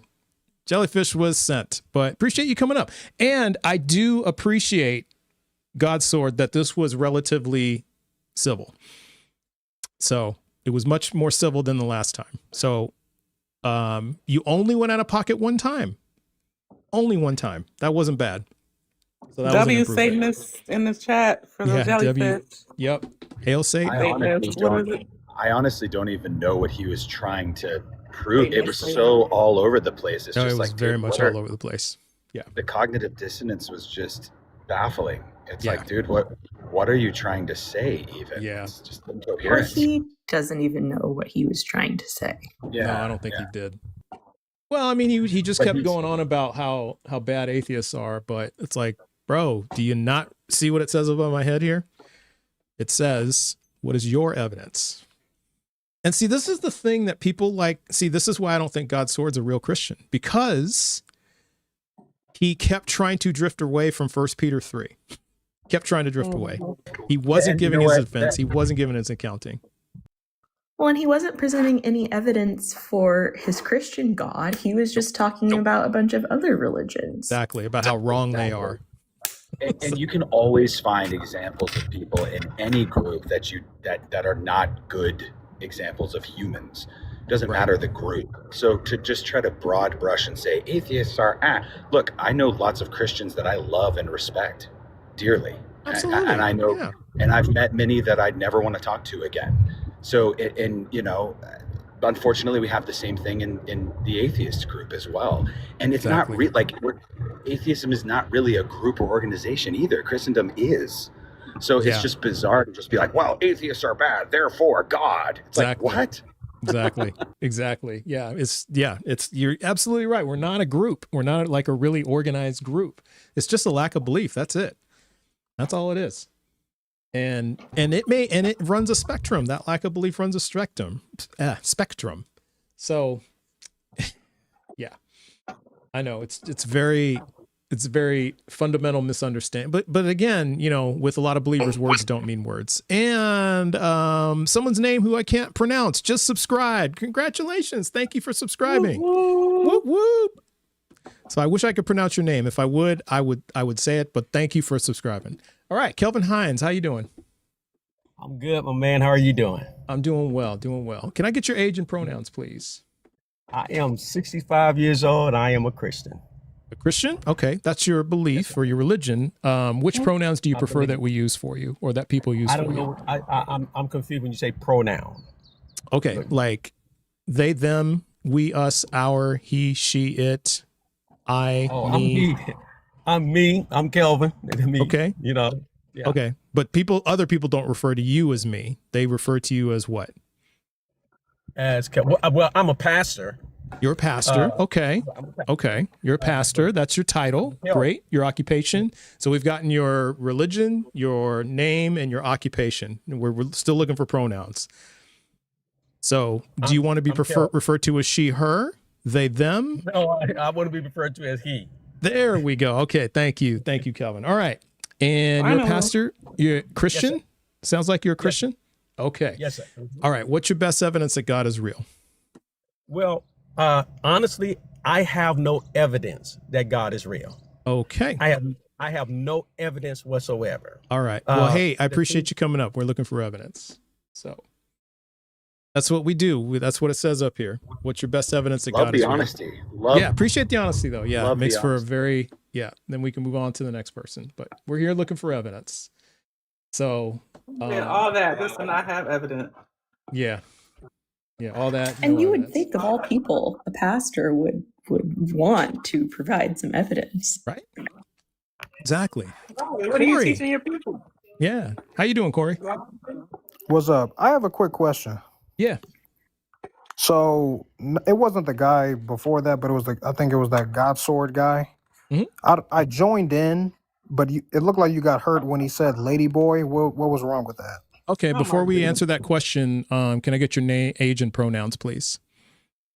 Corey and a male. I'm sorry, obviously. not name, age, and pronouns. Now, male is your sex. 27. Okay, male is your sex. 27. Thank you for that. But we have males who go by they, them, she, her, it, they, them. So, But that's not. But that wouldn't be. But there's what only one pronouns or the do you other. want us to use? That's, No, it's not. It actually, there's like, if I recall, there's like 19 different sets of pronouns. So, which pronouns would you like us to use for you? okay. Him. He, him. As in Thank you. Thank you. Referring to male. Okay. But again, there are males who use all different kinds of pronouns. So that's why we want to get it straightened out. Okay. All right. And, okay. One more set. So you're a Christian. Sounds like you're a Christian. I think I saw the cross in your name. Okay. All right. So to answer your question, ladyboy, yes, is a derogatory term, much like the N word, right? So as you know, in our community, I'm assuming you are a black man because you have about the same skin tone as I do. As you know, in our community, we have commandeered the use of the N word, right? And so for us, it's not so much offensive to use it when we use it, although I don't personally use it that much. But when other people of other races use it, it's offensive, right? I don't agree with that because that wouldn't be analogous because the N word has different definitions. Okay, it depends on the context. Okay, but what I'm talking about is that it has historically been a derogatory term towards black people. You would agree with that, right? Yeah, but that's irrelevant because words can change definitions over time. And the reason why is because ladyboy referring to trans people is derogatory and offensive, and we don't use those terms here. So if you ask almost any trans person if that is offensive, they will tell you it's offensive. And so we, would it be we declare that it's offensive here and it's unacceptable to use. So this is getting away from I've answered the question. This is getting away from the topic today. So what's your best evidence that God is real? Do you have anything on that? Well, that kind of goes in hand with what I was saying because I was about to say, like, that's why I'd ask you a question. Would it be disrespectful if I called a trans woman a man? Would you define that as disrespectful? It is disrespectful. How is that the truth? Because if a trans woman says she's a woman, then she's a woman. It's not up to you. Where's your evidence for that? We have lots of neuroscientific and psychological evidence of that. Your mentality has nothing to do with your biology. So again, we're going to go back to, this is not about trans people. We are talking about whether God is real. So what is your evidence that God is real? This goes in hand what I'm saying because then say what your evidence is that God is real. I am. What I'm saying is if you reject the evidence that they are clearly men, how can I take your claims? Look, nigga, you gotta say the fucking evidence. I'm tired of this bullshit. You literally just defeated your whole point right there. If you reject the common sense evidence that they are males, how can I take your evidence for God seriously? I can tell you won't accept it. You won't accept it. Are you going to say the evidence or are you not going to say the evidence? Scientifically, they are males. So why do you have evidence or do you not have evidence? Yes, or I do. no? But what I'm saying is I can't say your evidence. Yeah. Then say your evidence so we can fucking cook you and get on. Oh, I thought you said no disrespect. Well, we match energy. When you come up disrespectful and out of pocket, I asked the question. I didn't call nobody names. Yeah, this is what you get. So, you're not even being consistent with your own life. So where's your evidence that you're consistent with your word? Okay, say the evidence. Okay, because you came up disrespectful to me. I didn't. I asked a genuine question. Do you see I didn't that? Call no what names. Does that say above my head? What does that say above my head? Okay, you can. Now we're playing the muting game. What? Yeah, we are going to play the muting game, and then you're going to get kicked. You said respect, bro. Yeah, because you came up with no respect. So this is what you get. I asked a question. Okay. What does that say above my head? What does that say above my head? I can't say it. Okay. See, this is the thing. I don't need to respect people who step and fetch for God. All right. I don't need to respect sellouts for God. Okay. You sell out your race, you sell out yourself, and you come up here talking about you are a man of God, and you can't even answer a fucking question. So I don't need to give you any respect because you didn't give me any respect. So, are you going to answer the question? Because you're just going to get clipped, and you're going to look like you're going to get clipped, and you're going to look like a fool. I'm happy to do that. This is all clip farming material for you. That's all this is going to be. You're on YouTube. You're on Twitch. you're getting seen by hundreds of people right now. So if this is how you want to act, fine with me, but you're going to answer the, so what does it say above my head?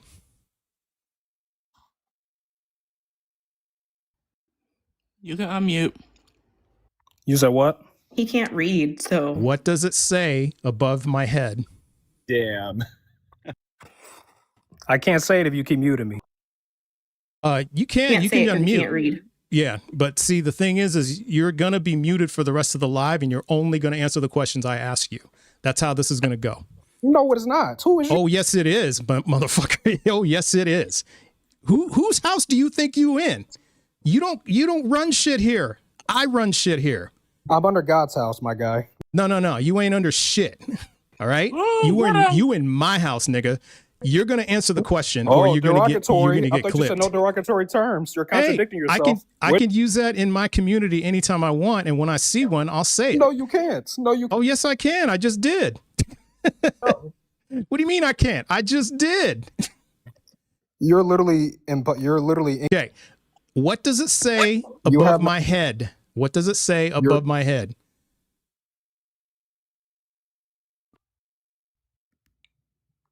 You said, what does it say above your head? Yeah. BD. That's what it looks like above your head. Okay. What is the question that is sitting above my head? Up, super chat. Oh, we got a super chat. Yeah. Get your ass out of here. He said, I swear, Jessica, Leah, I swear I'm like this close to doing Black People Should Not Be Christian, because this is what you Do get. it. Oh my God, please. Please. It's my favorite thing. It's my right. it's like Yeah, my second. watching It's like my top 3 favorite thing. We might have to do it on maybe. Okay, because we were going to do a political on Friday. Maybe I'll do that on Friday. And, people, all races are welcome. All races, ethnicities, but that's what we're going to focus on. I'm available on Friday. You available? Well, I'm available. Come on up then. That's what we're going to do. Please. Yeah. Because how can you worship the same God as your slave master? Exactly. Right. Exactly. Whose prayers is that God answering? Exactly. I mean, if you're going to step and fetch it for God, okay. It's fine with me. But that was, Yeah, he was a clown. You got him though. He said, "It's my house. This is my house. You gonna come in and tell me what to do and tell me how to run shit? No." He said, "I'm daddy, not you. Sit down." Yeah, exactly. Yeah, exactly. This is my house. Hi, Christina. How you doing? Hi, I had to come up because I fucking love Spicy Trust. Yes. I love it when you're feisty. I love it so much. It's the best. Yeah, it's Don't kind take of a my rare sight. And it's Yeah. just like, everyone be quiet. Don't take my kindness for weakness. I'm just saying, man, I match energy. I mean, that's just it. You need to come in and Very disrespect me. nice. Yeah. Hey, Christina. Hey, I have to ask you the question too. I asked Aaliyah earlier, but how's your arm feeling? Is it still sore from that ass whipping you gave that guy the other night in her live? Oh my God, that was so good. It Yeah. was so good. Yeah. I'm I going mean, to pick you up and put you into my neighbor Pat's house, and I'm going to let Pat take you out in the street and fuck you. Yeah. And you're saying that that's not grape? that's not great. Okay. No, that's unwanted schmecks. Okay. Yeah. Okay. Sorry, Sure, we had to Dan. replay that chat because it was that bad. It was that bad. It was so bad. No, I mean, you all handled it beautifully. Not that you need my approval, but No, it's like when you get handled approval wonderfully. from your dad. It's like that. It's like Okay, you too kind. You too From kind. your respected uncle. There we from your go. respected. I shouldn't say uncle. There I we shouldn't go. say dad because my dad's trash. You're not him. Oh, that's so kind of you. Yeah. So yeah, you're That's like so that kind. respected uncle. Yeah. Well, thank you.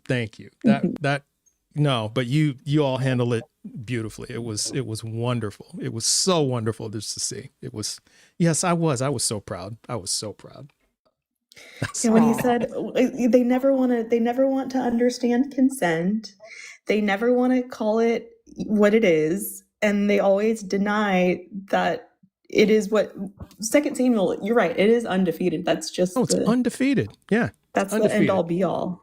For sure. It is. You can't get past it. Yeah, I cannot just get love past when it. they say well, lie with, like they try to say that it doesn't necessarily mean, and I'm always like, oh, do you think they're just cuddling? They're just like laying down on a blanket, like having a picnic. But even if it is just cuddling, it's still cuddling against their will. Nobody consented to the cuddling, even. And with their stepson. That's the other part of it. Their stepson. Like they consented to that. All the concubine, 100%. We're like, yeah. We'll get it on with our stepson. No problem. No, come on. No, well, and then there was the one guy who was like, it doesn't say it was in the middle of the street. And I'm like, you know what? You're right. It says that it was in front of all of Israel. So I was trying to give you a little bit of decorum. Yeah, exactly. It's just, oh God, just wild. Okay, Marco, 53, 312. How you doing? Great. All right. Can I get your age and pronouns, please? 36 and he, him. He, him. Oh, fantastic. Okay. Which God do you believe in, sir? The Christian God. All right. And Marco, what's your best evidence that God is real? Well, I got some evidence from healing on YouTube. Healing on YouTube? Yeah. Oh, okay. And what type of healing or what type of evidence is this? Could you elaborate? Yeah, there's a mute boy getting healed. There's a boy getting healed. Yeah. Okay. And so was it like prayer or something, or what happened? Yeah, it was a prayer, and okay, he got healed from it. Okay. So if we use your evidence that you just gave us, should we be Hindu too? That's a good question. If the healing happened there, it did. Yeah, there's videos of gurus who are healing people, walking on water, things of that sort. So we should all be Hindu, right? In front of hundreds of thousands of Hindus, tens of thousands of Hindus. Should we then be Hindu now?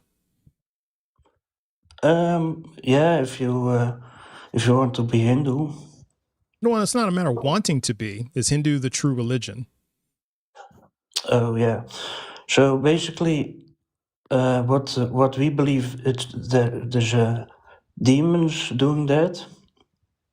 Demons doing that? So demons are healing? Why would demons heal? Yeah, that's a good question.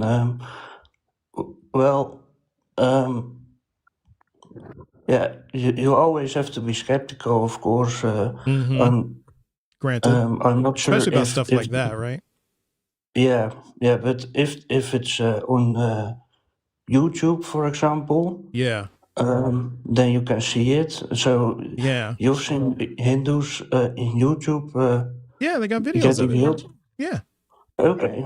I saw a video of a talking bear on YouTube. He was talking to his friend who's a duck, and they also have a friend who's an owl, and they all kind of like hang out together. And I watched that video on YouTube. Is that real? No, probably not. Why not? It's on YouTube though. Yeah, but it's on YouTube. It's called Little Bear. My daughter likes watching it. Is it not? It's not real. Oh, Little Bear. Yeah, I know Little Bear. Yeah, okay. I would love Okay. Bear. Yeah. So you guys are mocking me for... No, I'm not. I'm asking for clarification. Yeah, we're doing like a symmetry breaker. Like what makes what Aaliyah's example is false, but yours true. And the Hindu one too.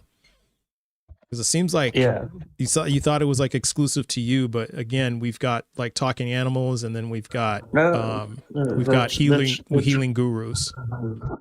Yeah, those healing gurus that's a good thing to research, right? I haven't seen those. Okay. But, well, because you said it might be demons, but how do you know that this healing that you saw for the Christian God wasn't a demon? Yeah, because it talks about in the Bible about demons, and if the Christian faith, so it's not an authority problem. It's not an authority program? Problem. Okay. Well, you would agree that Who aren't demons great deceivers? Because they refer to Satan as the great deceiver, right? Yeah, that's true. It's also an angel of light. Right. So I believe that Muslim they talk about Gabriel helped write the Quran, but I believe that's Satan too. So it's really an authority problem then. It's an authority problem? Well, okay. So then does that mean Hindu gurus have authority to heal people? Those demons. The demons. Okay. Yeah. So I still haven't heard how you know that the video you saw wasn't a demon. Yeah, exactly. So if they in the Bible it says if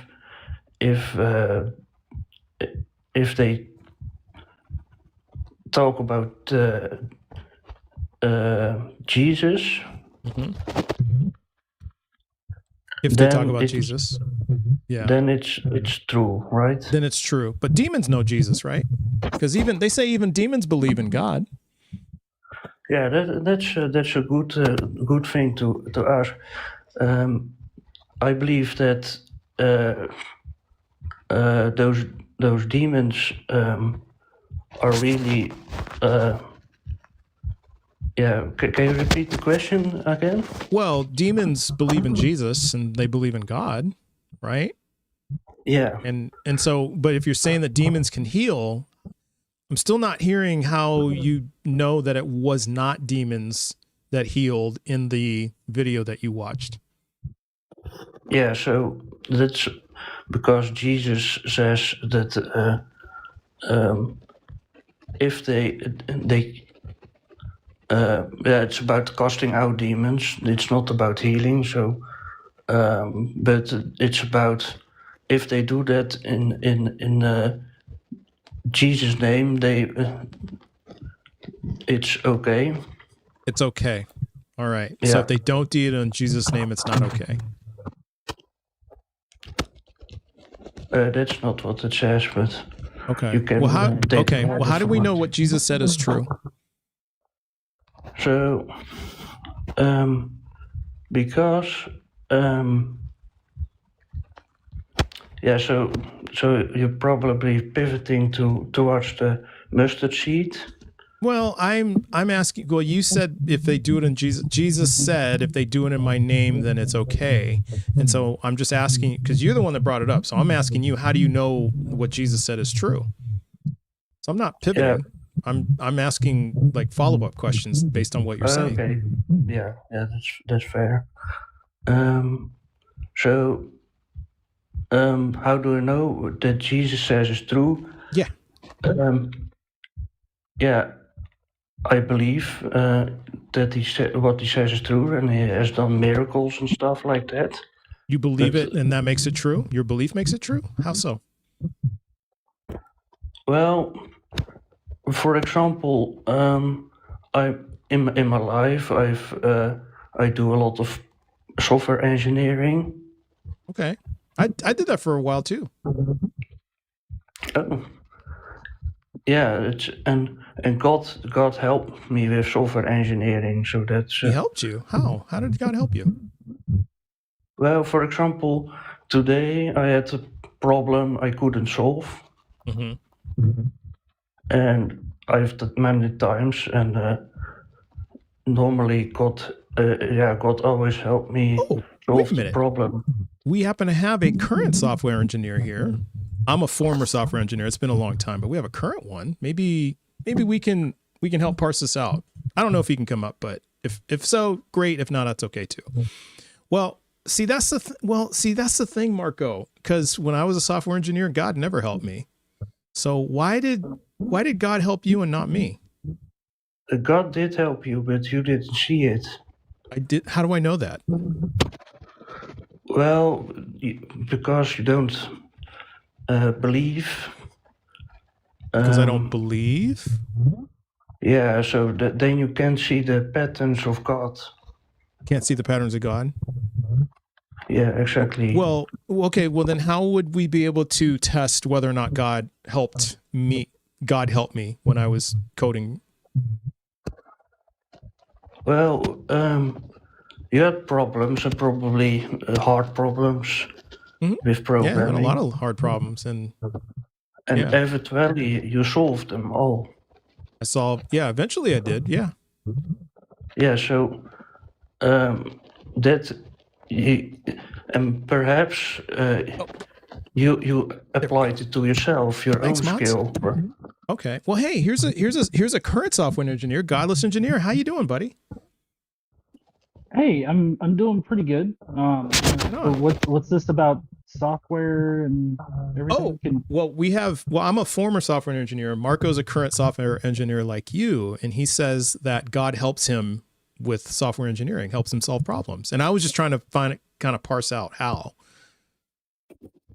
So I brought you up because I wanted to know if you have ever thought that God helped you with software engineering. No. No. Okay. Especially going through like college and everything like that. I put in a lot of hard work, but like a lot of long nights, learning shit and testing shit and just, doing the actual legwork for it. Yeah. And even now, like if we have to push out an engineering release, like we're working till like 8 o'clock at night sometimes. So like, I mean, it's just, hard work for it. So I'm wondering, Marcos, how did that process work for you? Did you like just all of a sudden get knowledge that you've just never had before and you solved it, or could it possibly be just that you solved it yourself? Yeah, sometimes I have, for example, thought it was illogical to do something, but I did it anyways, and then that illogical thing would actually be the answer for the problem. Okay, so it turned out to not be illogical, so you were just wrong, right? Yeah, but that's you can look at it that way. Yeah, exactly. But if you look at everything that way, then you can't really see God. But that's obviously also just a problem with anything in life. So you don't see the patterns of God in things, and then Marco, sorry to interrupt, but I feel like you're rambling right now. So here's the decision that I'm faced with when you present this to me, right? On the one hand, people are wrong all the time. I'm sure Trust has been wrong in the past. Christina down there has been wrong. Zach has been wrong. Jessica down there has been wrong. Everybody's been wrong, right? And we've been wrong a lot. So with the proclivity of humans to be wrong, weighing that against your claim that God suspended the natural order of reality just to give you an answer to a problem which you already knew. Sorry to interrupt. There's a correction. Jessica has not been wrong. Just wanted to throw that out there. Yeah. I'm so sorry about that. Wow. I should. I was wrong, right? See, we were just wrong. Yeah, so Jessica is right. We were just wrong again. We were just wrong. Yeah, exactly. Sorry. Continue, GE, please. Sorry for the interruption. Yeah, so Marco, you're having me weigh between those two options, like the proclivity of human beings just being wrong and just not knowing things versus God suspending the natural order of reality to give you the answer to your programming problem. Like I would, if I were you and that were the case, I would tell God, like, look, I can figure this out because I've already figured it out actually. But I can figure this out. Why don't you go and like stop your priest from raping kids? Or why don't you stop, all the earthquake shit from going on and unaliving people? Like there's so many other better things that you can do than to help me get my if statement correct, right? Yeah. So exactly. Yeah. So God does those things because he has his own ways to interfere with reality, and also he has a lot of patience with with the suffering of people, but he loves them, and he can't stand it. But he will eventually, in the end, do something to. Why is it? Hold on. Why is it always eventually? Right? I mean, that's what I hear often from people. Like, eventually he's going to do something about it. I mean, like, if I was standing there and I was seeing somebody getting assaulted or a woman getting raped or something like that, I'm not going to sit there and be like, you know what? Eventually, I'm going to do something about this. But for right now, I'm just going to sort of watch. And to do that for thousands of years, like, it just doesn't make sense, right? That's illogical to me. That's what's illogical. That's a thing. People get power, and God waits and sees that thing happen. Well, hold on. And I think you need to rethink your phrasing here. It's not that God just simply waits, right? It's He allows. God allows things, and sometimes commands. Yeah. Yep. So on Judgment Day, everything will be okay, right?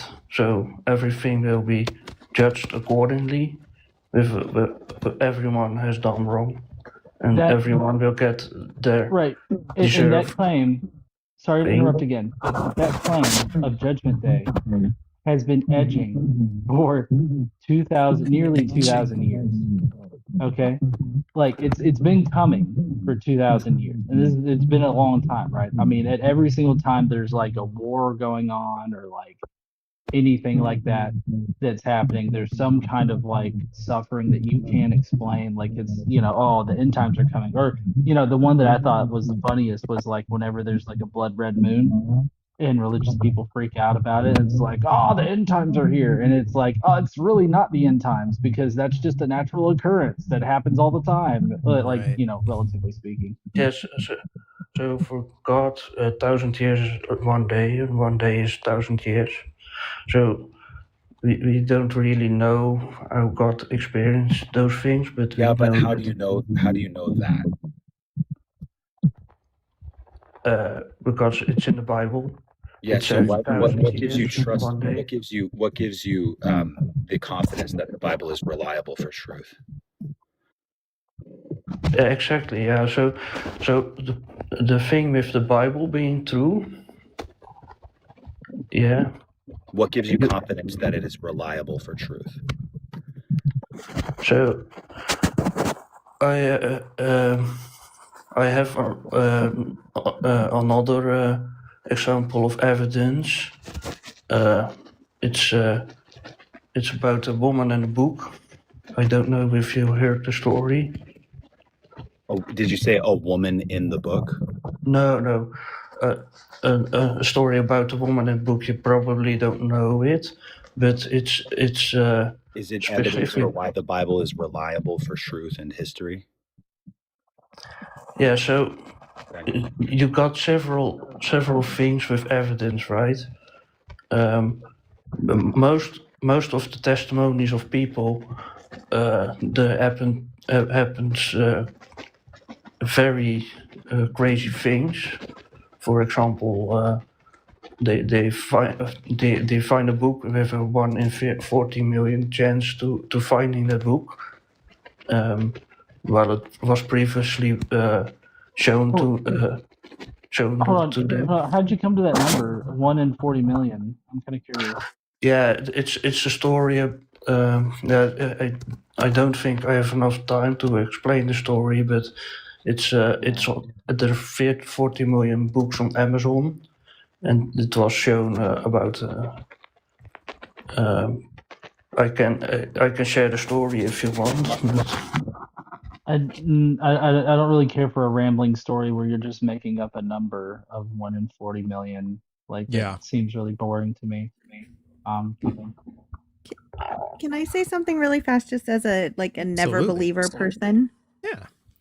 So there's a couple things. Number one, I've always been kind of envious of people who can just like give it up to God or whatever, like there's somebody that they can fall back on or say like, oh, God did this, God got me through this computer program problem. because it sounds nice that you can just kind of take it off of yourself and put it on somebody else. But in the big scheme of things, it's also really nice to know that it's actually you that's doing it, and that you work out your problems and you get through them and you live another day.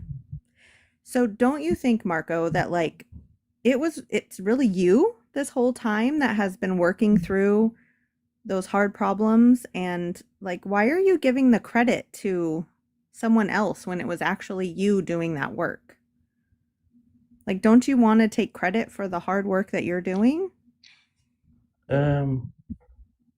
No, I don't really care about it, because that will increase my ego. And I don't, well then maybe this way. Why do you think you're so special that God would take time out of his day to help you with a computer program, but my friend's kid had a heart transplant at 9 months old?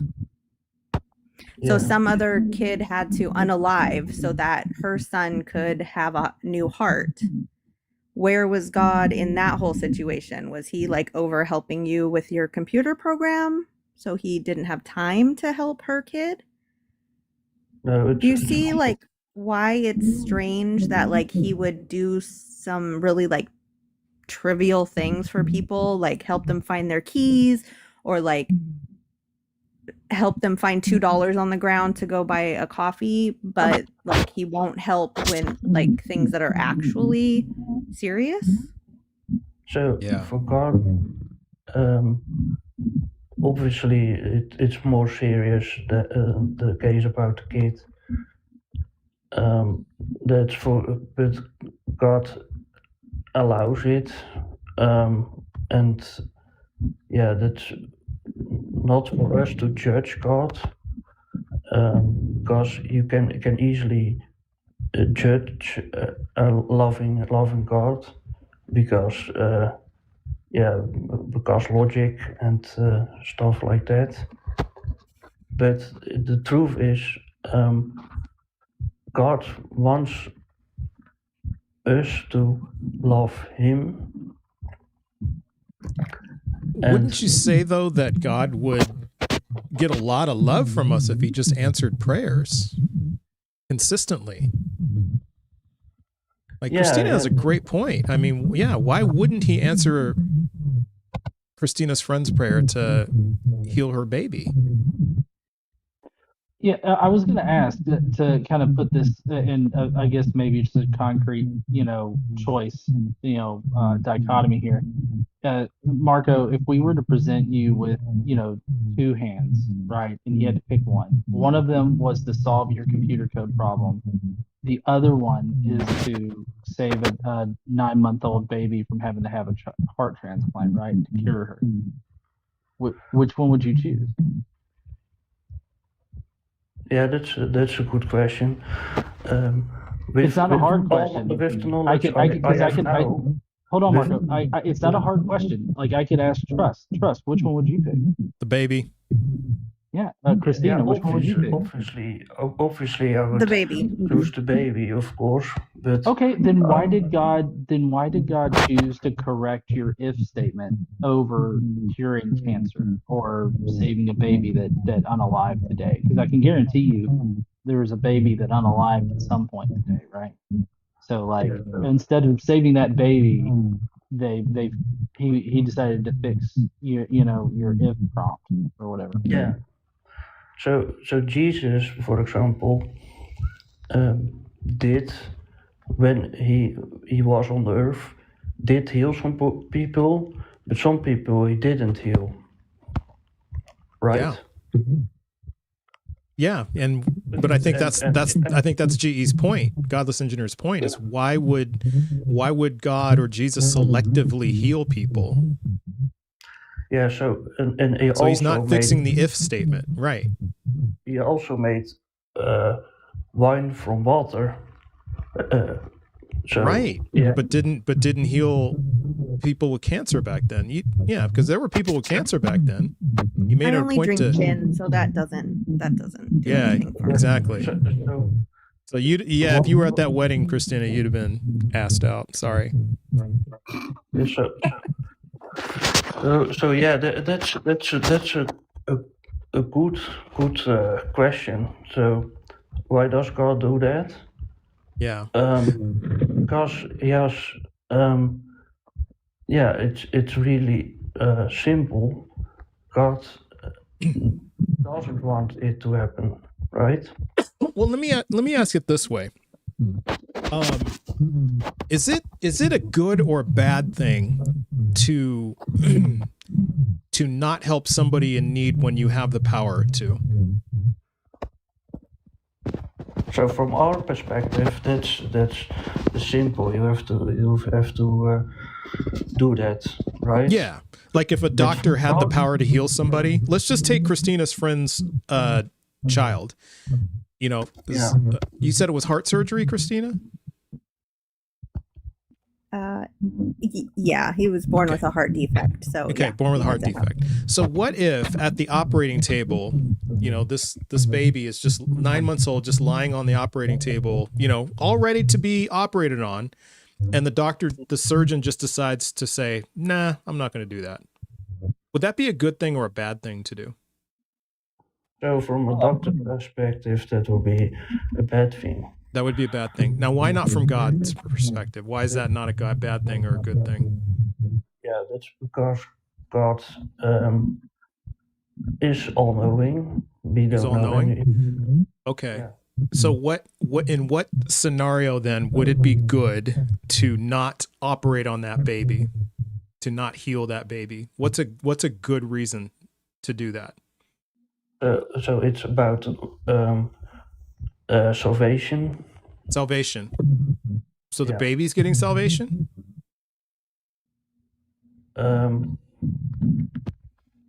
Well, that's a good question. I can't judge God on that.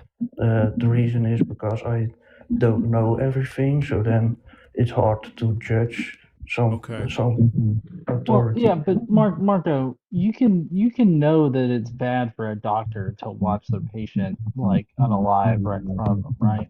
Like, in fact, that goes against the Hippocratic oath. Okay, so like this is basic logic. I know that you're a software engineer. You know logic. I know logic. We can logically think about this, right? Yeah, but if you're all-knowing, look, if at a chess game, sometimes you offer up your queen, the other doesn't know why you offer up the queen, but he takes the queen anyway, and then then he gets checkmated, for example. Yeah, maybe a bad example because it's not about love, but you know what Marco, I feel like you're floundering. I feel like nothing. Maybe I'm just totally not understanding. But I feel like he's jumping from one thing to another, and he's just sort of. That's what it sounds like. Flying through it, kind of grasping at straws. Yeah. What strikes me is that the foundation of all this is your assumption, Marco. Is your assumption about biblical truths. So, dude, Sniper, thank you, man. Boom. Thank you for the Viking Warhammer. I love that one. What I'm saying is at the foundation of your thoughts process and your argumentation is your assumption and the reliability of Scripture. That's why I was harping on that earlier. The more that I hear you talk, you keep saying you'll quote things that Jesus did or said as if that's something that's historically reliable. And so that's why I've asked you that question a few times, and we keep kind of going away and around that. But I think all of these questions that we're all asking kind of demonstrate the fact that it's a simple answer why God wouldn't do this but do that. It's because it's a man-made concept. It's a fictitious story. It's historical fiction. And so because it's a man-made construct, there's going to be problems with it. Yeah. So morals, are those subjective or objective? Well, I think they're objective, but I'm sure there's at least one person on this panel who thinks it's subjective. Yeah, I mean, I would consider it to be subjective, but that's because I feel like the discussion of morality like inherently is subjective. It's always going to be stance dependent, even if we can come to objective conclusions about things, right? And the also, other thing, go ahead, Zach. just real quick, I was going to say that if the claim is that morality is objective because God, that's fallacious, because it's clearly subjective throughout the Old Testament, because his morality is suspended in the cases of shmenicide and grape and slavery. I don't know if we can say all those things. I can't remember what we can and can't say, but all of those things are shown throughout the Old Testament by God. Therefore, morality is subjective by definition from God. So you can't make a claim that morality is objective from the standpoint of the Christian God. Yeah, anyway. You would have to say, Marco, that you believe that morality is subjective. I believe that morality is objective. How though? Yeah, I mean, Zach just laid it out for you. How can it be objective? Like, yeah, I mean, again, you're a software engineer. You know the difference between objective and subjective, right? What's subjective mean? What I want to say is, if God discussed with Satan on things, Hold on. Sorry, I got to stop you. I asked a question. What's the definition of objective? Yeah, objective is mind independent. Mind independent, exactly. Okay, and God has a mind, right? Yeah. Perfect. Does God think that grape is good? I'll start the kick pull, everybody. Yeah, so I think God indeed thinks grape is bad, right? He thinks it's bad. Okay. Why does he command it then in the Old Testament if he thinks it's bad? Well, because in some scenarios it's good. Okay, so it's in some scenarios it's good, but you said it's objectively bad. Do you see the contradiction here? So if you got all information, then you can say, oh yeah, it's objectively good in this situation, objectively bad in this situation. Well, that would be subjective because you said it's depending on the situation, which means that. But see, if it were objectively bad, it would be bad no matter the situation. Do you see the difference? If you got all the information. Yeah, even with all the information, it would be objectively bad. If God thinks it's objectively bad, it doesn't matter what information is there. It would always be bad. If you got all information, it would be objectively good in situation 1 and objectively bad in situation 2. Well, hey, listen, Marco, we're out of time and chat has voted you off. We're going to move on to the next guest, but I do appreciate you coming up. Yeah, it was a great talk. All right. Enjoy the rest of your day. Yeah. I want to know who that one person was that voted to keep him to stay because they like to be tortured. Yeah, exactly. Oh, we could probably go back through the comments and see. It is interesting, yes. Well, you see, it's interesting because I think Show, who did all skulls, I think that compensates for the one person who voted yes, voted smiley face. He just put 5 skulls, even though it didn't count. Show made their Marco's mom.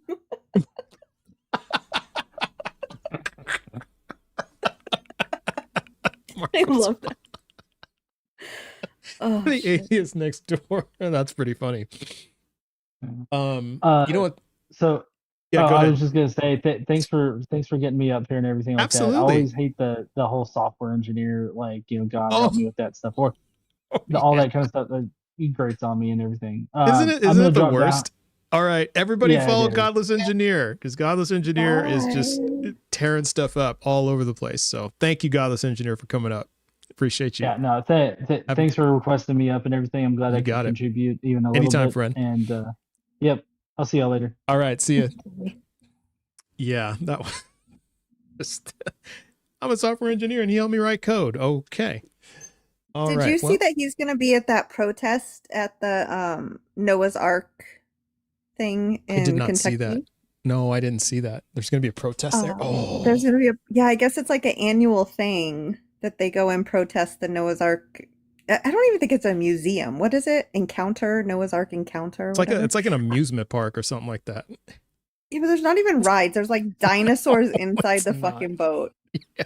And like and like a dude on a hammock, like chilling on a hammock. Yeah. Right. I want to go so bad, but then I'm also like, it's in Kentucky. Like I don't want to go to Kentucky. And B, I don't want that motherfucker getting my money too. That's the other thing. Right. But yeah. So it's just like, oh, it's a dilemma. Oh, it definitely Bill is a Nye dilemma. at the Ark tour. That was great. Yeah. Yeah. Somebody just Bill Nye the Ark. Awesome. Yeah. I was in seminary when that happened. And oh, really? Total Mog still at that point. And I watched the debate live. I lived in Louisville, Kentucky at the time, so I was not far from where it all went down. And the next day in one of our classes, one of the seminary professors was like, who do you guys think won? If you think Bill Nye won, raise your hand. And like more than half the class rose our hands. We were like, he did better than Ken Ham.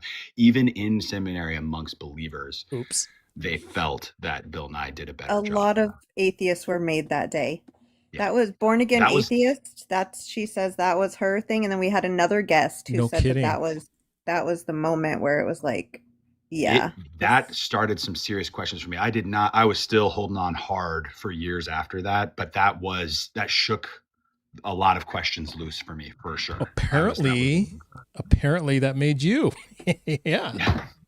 Turned you into one too. Apparently. Back to that wow. For sure. That's it's wild. Crazy. That is. Oh wild. no way! You live there too, Katie. That's amazing. Guys, wow. I have to drop, but I just wanted to say thank you so much for letting me flip some burgers with you, man. Always of course, great man. Remember it's awesome. Absolutely, yeah. Anytime you want to come to a cookout, man, you are welcome. Love we it, got man. you. Thank you We so got much. you, Zach. And thanks for being the first trap. Wearing that shirt up here. You my follower count just like skyrocketed since you came. Boom! Up, so. We go. We've got pecs. Let's follow. Bring the pecs. And they say that leftists and atheists don't work out. Exactly. Look at this guy. Come on. Exactly. All right, guys. Hey, much love. All right. Thank you so much. See you, Zach. Do you mind if I stay up for a little bit? Absolutely. Yes. We do have to have a godless girl up here. Like we lost one and now so you got to hold it down for all the girls gone godless people out there. So thank you. Appreciate that. I know it's a bit of a heavy burden, but you are carrying it well. You're doing so well. Well, I just always, try to bring my heathen for life perspective to some of the HFL. Yeah. Brandon, how you doing? Hello, I'm well, thanks. Thanks for having me. Yeah, good to have you here. Can we start with your age and pronouns, please? Yeah, I'm 34, he, him. Okay. And which God do you believe in? I'm a Christian. Okay. And thank you for that. And what's your best evidence that God is real? So, the evidence I want to present first, at least, is more for a deistic God, and it's based on the nature of consciousness. And I'll kind of run through, this is the process I went through that convinced me, and you can poke holes step by step, if that makes sense for you. All right, the nature of consciousness, okay. So, I'm trying to be, at the beginning of this kind of approach, as skeptical as possible as I can be, kind of Cartesian. I share his conclusion. The only thing that I can know with certainty is something like a thought is occurring. Consciousness is. Does that sound like a reasonable place to start to you? Yeah. Okay.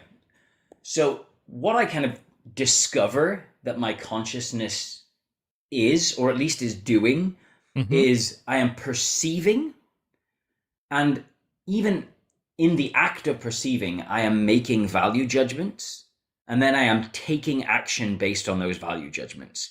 Okay. From my earliest memories, that's what I am doing. Okay. Is there anything to poke a hole in so far? No, I'm don't know how this gets you to therefore God, but maybe there's more to it.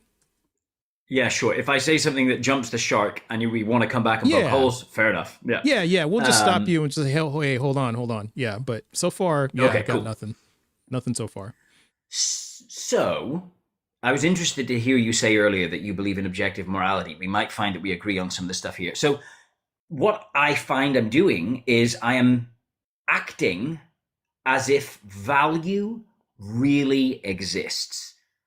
And pragmatically speaking, if I'm being skeptical of everything else, but consciousness I can be certain of, and what I find consciousness is me interacting with a value hierarchy, then it seems like one of the only things that I can reasonably make a pragmatic, epistemically humble thing to believe in would be value and a value hierarchy.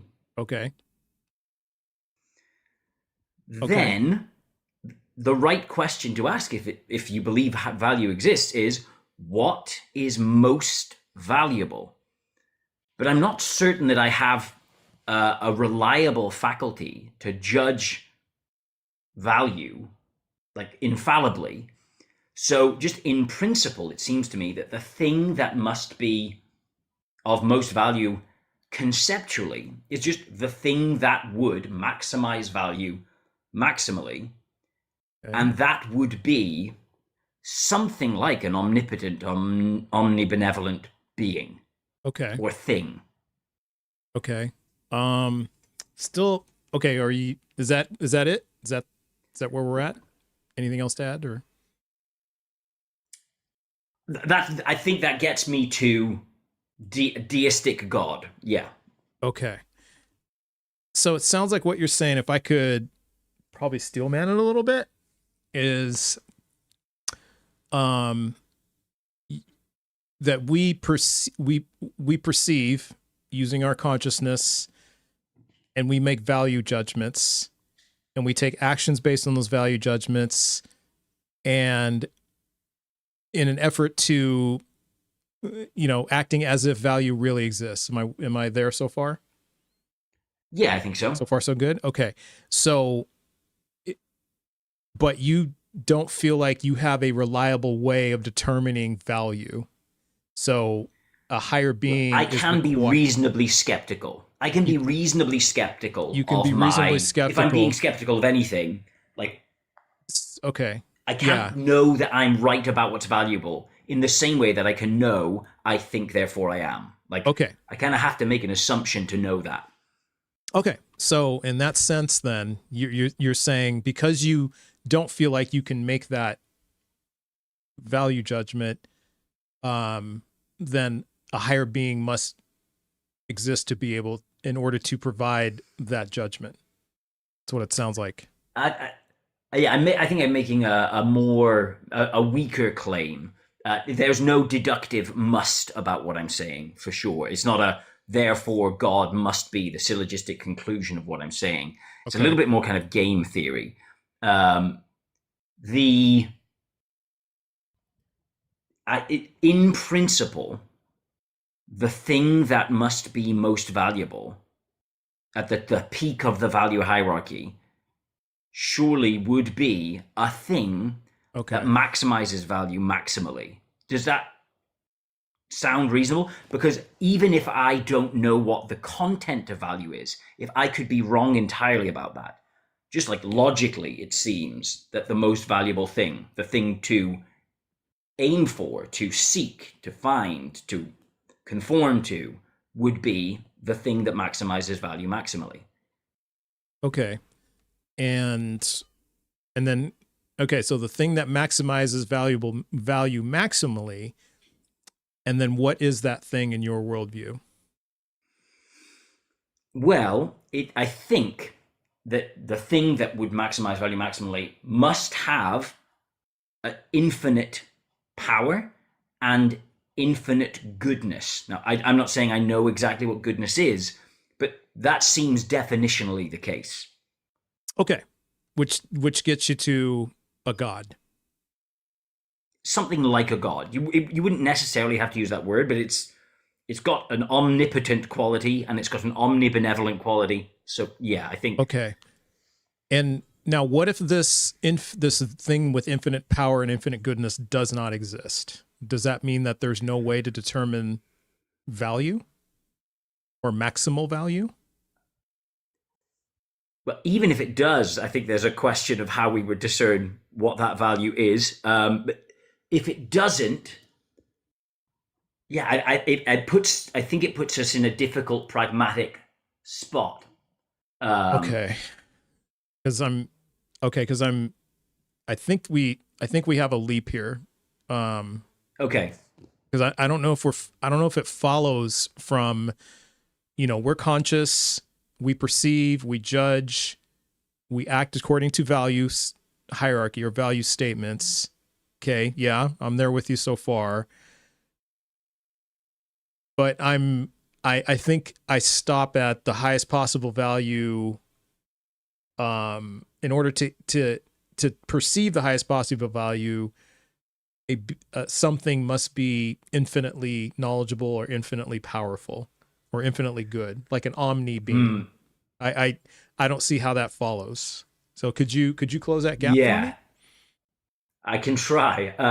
I think I'm not making the claim that in order to perceive value, there must be something like the God I've been describing. Yeah, because I'm with you so far when we're talking about perceiving value. Yeah, we do. We make value judgments all the time.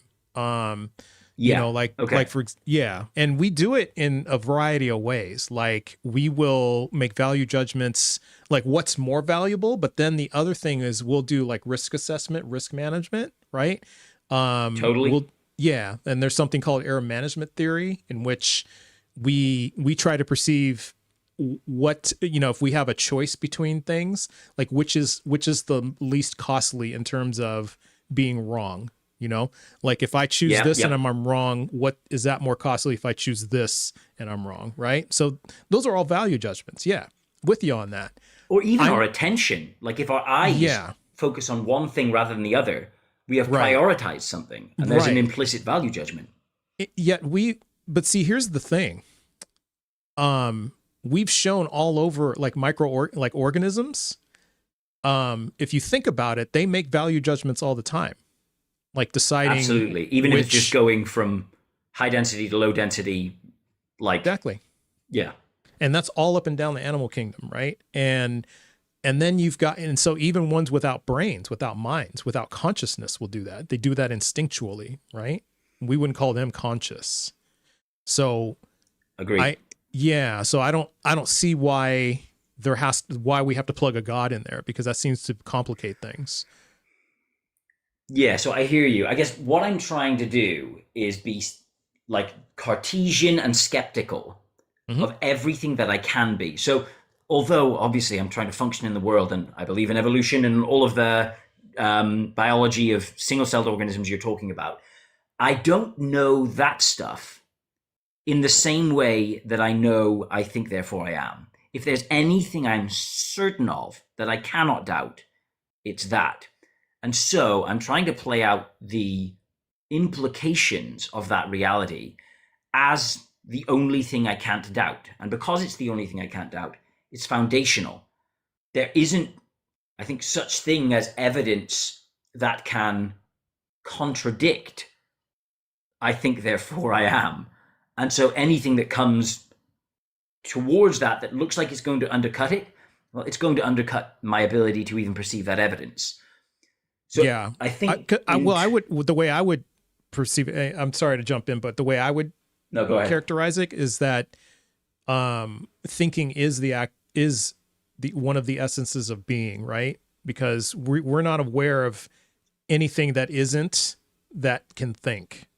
Do you see what I mean? Like in order to think, you have to exist. And so that's really what that sentence is saying. Yeah. So it's foundational.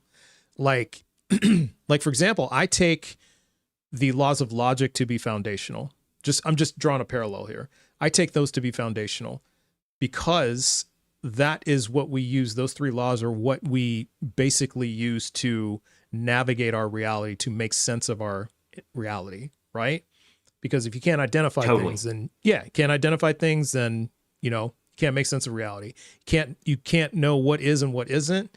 Can't make sense of reality. You have no idea what is food, what isn't food. If you have no idea to do that, you have no way to do that, then you can't survive. Like, comes down to, that's why it's called foundational. I'm not sure though that I don't see why you would need something else to provide that foundation. Like, why just couldn't that be the foundation and then we're done? So pragmatically and epistemically, I am assuming those as foundations for sure. Like I need those to even be like introspecting about the I think therefore I am question. And then in order to say, okay, value exists, what logically must be the most valuable thing? I am absolutely relying on laws of logic that seem to be built into the structure of what it is to perceive and be and have consciousness. So yeah, I'm assuming all of that as well. Yeah, but I think that's kind of the rub here, because what I'm not seeing is how the existence of value behavior tells you which value hierarchy is true, right? Because everybody has a value hierarchy, right? But you would agree that those hierarchies are subjective in many ways, right? It's people almost think by things definition, are more important. they have to be subjective. Right, Yeah, they have to be. They're in people's minds. Yeah. That's where the only place we know they exist. Yeah, and there's some commonalities. There's some things that intersect. Like, I think we would all like intersubjectivity. Yeah. Yeah, and there's, for the vast majority of us, life is valuable, right? Life is. Our lives are, at the very least. Because you see people preserving their own lives all the time. So at the minimum, many people think that their lives are valuable. Now, there's exceptions to that, of course, but for the most part, people think their own lives are valuable. And then it kind of extends out. Like, parents think their children's lives are valuable. You know, we think our friends' lives are valuable, our relatives' lives are valuable, and we act accordingly. So we are making value hierarchy there, right? And yeah, like you said, intersubjectivity. But I'm still not certain as to why we need like an ultimate value. You see what I mean? Because I think that's what you're trying to say, is that, well, we need to have something that's maximally valuable, but why? Why do we need something maximally valuable? Yeah, I guess I'm not trying to say that we need something that's maximally valuable, at least in those terms. I guess I'm discovering that I do value things if I'm going from this Cartesian background. Sure. And I find in myself there are competing urges and desires and preferences for different things of value. And sometimes that means that there's a level of uncertainty and tension between what I should value more. And so there is this like meta question of like, okay, I am valuing things, but what should I value? I can certainly, it appears that I can apply my conscious thought, evaluate things skeptically and rationally, and make some degree of change to what I value based on just introspection. Okay. Let me ask it this way. Maybe this will kind of open it up a little bit. Are you saying then that because we value things, or actually organisms value things, are you saying then that there is an objective value that exists outside of human minds? I don't think we can say that and claim it to be true in the same way as I think therefore I am. But I think because of the way we discover we are acting as if that is the case. Okay. And I don't think we can do otherwise. Okay, you're saying we act that way. Well, then if that's the case, how do you distinguish objective value from like a deeply held or deeply felt subjective preference? How do you distinguish it? I don't think we can internally. And that's part of why I find myself asking, what in principle, even if I don't know how to distinguish real value from false value in my own consciousness, what must be valuable, just logically speaking? What must be at the top of the value hierarchy? So it sounds like then that there isn't a method that would tell us which hierarchy maps onto reality. That's what it sounds like. Because if you're saying it's all intersubjective. Not with certainty. Yeah. Yeah. So it doesn't sound like, okay, so then does the existence of a value hierarchy prove a highest value exists, or only that we can imagine a highest value? Because it sounds like it doesn't prove it. Yeah, it doesn't prove it. Okay. So then why then would a maximum value require infinite power? So it seems like when I'm making value judgments, they have an implication that things ought to be a way that they aren't. Like I am looking to bring about a change, either in my own internal state or in the world out there. There's a way things ought to be. And I need leverage and power of some kind to bring about the state of affairs that I am judging to be valuable. And so it just seems logical that a maximal power would be what is utilized to bring about maximal value. Okay. So then if we look at it this way, let's just say this God is real, this deist God that this generic God that you're trying to paint here. Let's just imagine it's real. If it were an infinitely powerful evil God, would that be more valuable than a powerless good being? Well, at that point, what do we even mean by evil? Like that's a possibility within the logic that I'm putting forward. One that exacts suffering. Right. Yeah. So yeah, absolutely. Okay. So it sounds like then we have a hidden assumption here. It sounds like we're just equating maximum value to God. Like you're just saying maximum value equals God. That's what it sounds like. And I don't know if that flies, because again, that's a huge leap. It definitely doesn't fly. It's not what I'm trying to do. Yeah, but that sounds like you're smuggling that in. It's like a presupposition.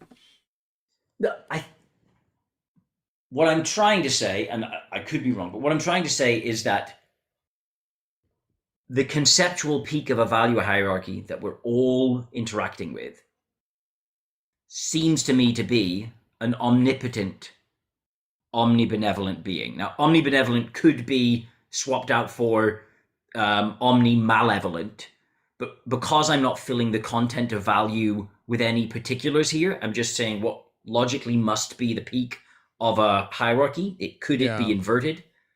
The word doesn't really matter. It's just maximal force to bring about a different state of affairs that conforms to a value judgment. All right. Well, because if it's like maximal force, well, then how do we know then that outcome is valuable if it could be something evil? Like what if the maximal force was to promote suffering? Does that make it valuable? It would make it valuable from the perspective of the maximal force, I suppose. Objectively valuable? I don't think that anything objective other than I think, therefore I am, is epistemically knowable. You did say that. Yeah. So then it would from one perspective, but then from another perspective it wouldn't, right? Because if say people hold life to be valuable, and with that, because with life we also need like well-being, right? In order to sustain life. You would agree with that, right? Like you need enough food, you need enough water, you need some shelter. To some degree. You need some degree of well-being, right? In order to sustain life. So if suffering is threatening those things that sustain life, then it would follow that a person could say, well, then suffering's not very valuable. It's actually very harmful. I don't regard it as valuable. I want to avoid it at all costs. But if this being, this omnipotent being is promoting suffering, that seems to contradict what you're saying. Because then that is just a possibility within the logic that I'm putting forward. Right. It is possible. There's room for that within what you're saying. Yeah. Yeah, absolutely. Yeah. And so and in fact, some level of well-being would be required in order to maximize suffering, because if you cease to be, you can't suffer anymore. Exactly. And so, and it becomes contradictory. It's self-contradictory. Yeah. Most theodicies can also be used to justify a God that is giving us just enough goodness so that he can maximize all of the pain and suffering and loss. Yeah. Mm-hmm. And so I think that's, and then, so if we're going to kind of tie this into, because like, if we're looking at well-being, right? And if we're looking at things, because I think that's the other thing that we hold valuable as humans, is a lot of things that we hold valuable are things that promote well-being. Would you agree with that? That's what most people that we would call healthy. Many intuit. Of course, yeah, they're absolutely. like serial unalivers, right? They hold different things valuable that do not promote well-being. But then I would posit that they're living a contradiction because they're promoting their own well-being while taking away somebody else's. So that's a contradiction. But most people do hold well-being, things that promote well-being are valuable. And it could be anything, even things that make us like feel good, right? Like diamonds, diamonds make people feel good. But other than that, they don't really have any value past that, right? But in a sense, feeling good is promoting well-being. So in that sense, it's, pretty shallow, but still. Yeah, it's a good heuristic for doing so, even if it does so crudely most of the time. I totally agree. Yeah. And we will change our value hierarchy based on the situation. That I think you implied that earlier, and I would definitely agree with that, right? So like if you have plenty of food and you're not starving, you have a home, all that stuff, you're going to tend to put diamonds on a higher value than you would say other things. But if it's a choice between food and diamonds, of course you're going to pick food, right? That the value hierarchy is going to be totally the free market different. Economy speaks volumes. Yeah, something like the free market economy. But yeah, so essentially, priorities change based on situations. Sure, totally. Yeah, I'm still not seeing how it gets us to a God, though. That's what I'm saying. It doesn't. I'm trying to look at this different ways with you, and it's still not like you know what it is? If you've ever played like Sim City or something like that, it's like a dead end road. And like the cars just kind of go in circles and then they turn around, but you've got like this old little neighborhood over here that you've built and there's no road connecting it. That's what it feels like. But you know what I mean? Yeah, that's what it feels like. So I guess you're bringing up the kind of intuitions that people have about value, and I share those, as I'm agreeing with you about those intuitions. But in the paradigm that I'm presenting, I'm trying to essentially try and take a humble perspective as to whether or not those intuitions are the correct intuitions. Like, it is conceivably, at least logically possible, that every single one of my intuitions about value are wrong. Now, that's not likely, but it's possible that even my desire for well-being and the preservation of life and to eat a good meal and, all of it is wrong. So what must be definitionally valuable? See, that's what interesting. I'm asking. Yeah, that's interesting because this actually now starts to tie into my feelings on objective morality. That's why I think it's objective. I thought it might, based on what you said earlier. Yeah. Yeah. And the reason being is because when as an agent is someone who can make decisions, right? And a conscious being. Yeah. A conscious being. Would you agree or disagree that the two things that you absolutely need to make decisions are freedom and well-being?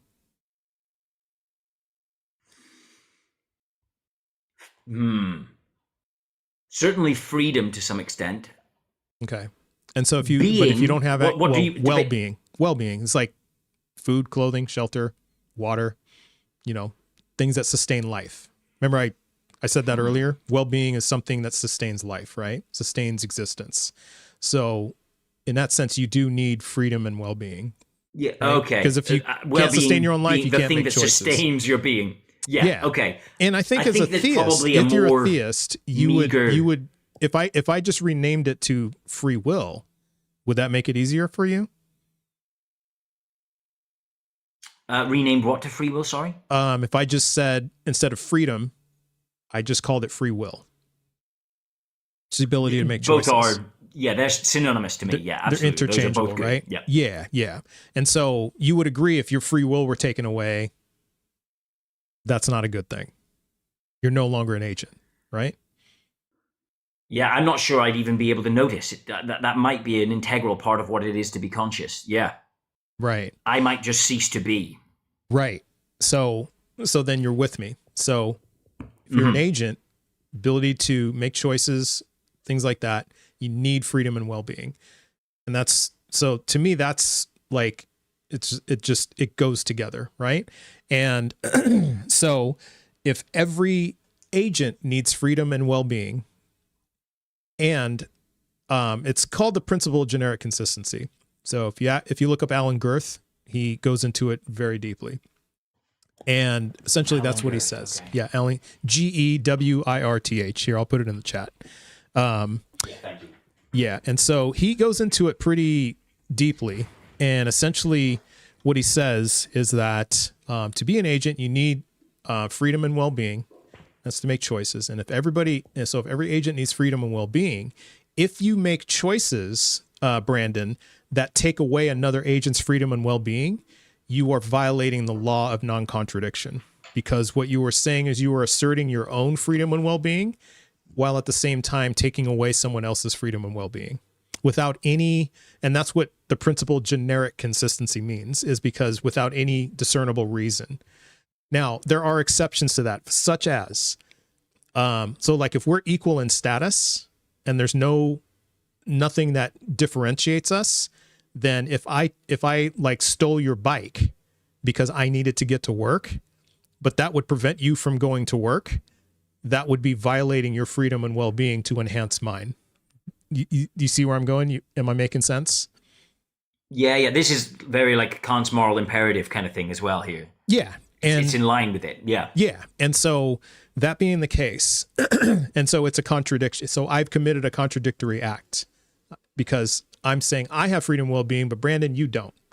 Or my freedom and well-being is more important than yours. It's more valuable than yours, but there's no reason for that to be. Now, here's the exception. If you committed a crime and a judge sentenced you to prison, took your freedom away, then it's because you committed a crime and because you violated somebody else's freedom and well-being. And it's punitive, it's corrective, all those things. So there are exceptions to that. Another exception would be if I had a mental disability and somebody took my freedom away to preserve my well-being, right? Place me in a home and that, where I got round the clock care. So I just don't wander off, right? And then ultimately like perish. And that also protects the freedom and well-being of my loved ones because I'm part of societal fabric, right? I'm part of society, like the societal net. And if something happened to me, there would be people who cared about me that would be devastated. So that's why we just don't let people with Alzheimer's just wander the streets, right? We protect them. Or kid, we don't let kids play in the street. You don't let kids just make decisions because, we have to protect their well-being. So we restrict their freedom. So those are the exceptions. And children will be potential agents down the line. Well, they'll have the responsibility. Yeah. Also, part of being an agent is the ability to make moral decisions and take responsibility for them. So that's why adults, when they commit crimes, we put them in prison, right? So because they're able to take responsibility for their actions. But we wouldn't do that with necessarily with a toddler, right? If a toddler stole candy, we wouldn't arrest them for grand larceny or armed robbery or some shit. My youngest son is 4. Absolutely. We wouldn't put him in, we wouldn't like arrest him and put him in prison. We would, we would Thanks say, hey, for not Dad, putting my son in prison. Thanks. yeah, Mike. Dad, handle that, right? Yeah, handle that, Dad. And Absolutely. That's my you job. would do something corrective. Yeah. And so Yeah, that's where all that comes in. The timer. I think all of that sounds. Thank you, Christina. Sure. Yeah. I got to start the kick poll. But that's so that's kind of where it comes in. But that's why I said at the several minutes ago that I see the laws of logic as foundational, because it is descriptive of our reality and you can't get around it. Mm-hmm. That sounds completely internally consistent to me, the way that you're applying the logic there. But I think I'm trying to be skeptical of even the first step in the value judgments there.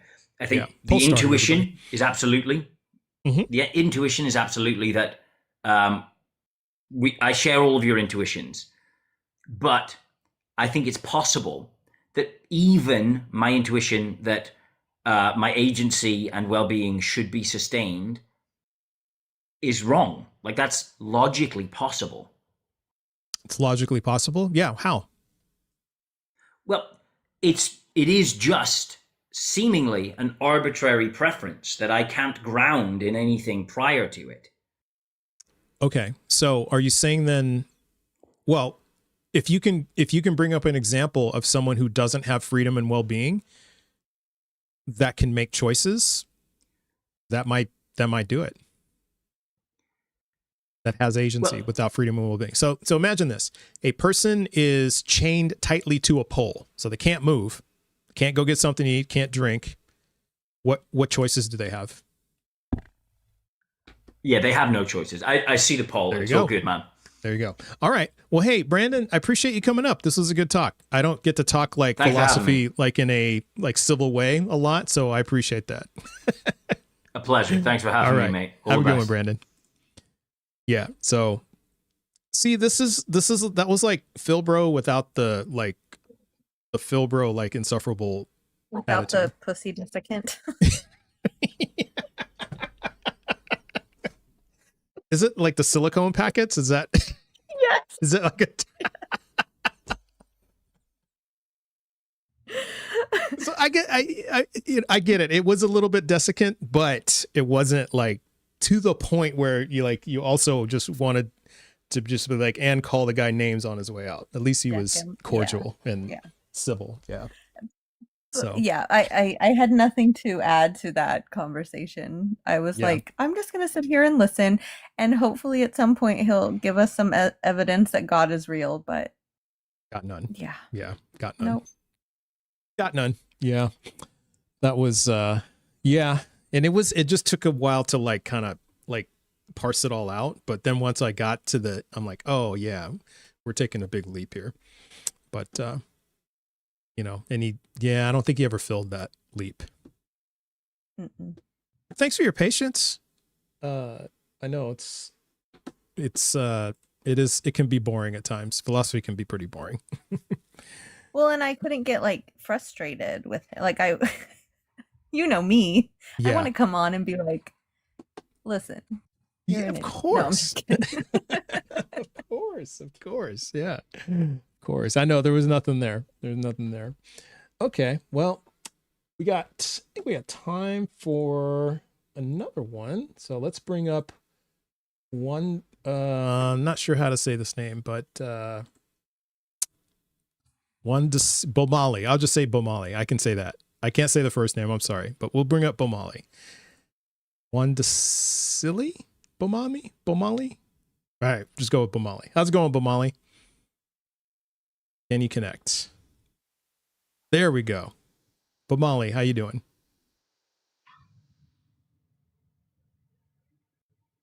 Bomali?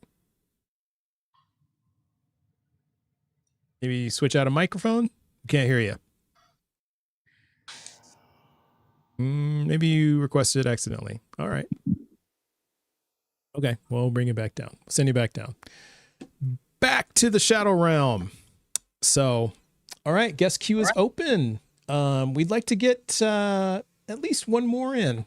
One more. If you have evidence, believe in the God of the Bible, the Torah, the Quran, you are at least 18, you aren't driving, and you have evidence that God is real, come on up, let's talk.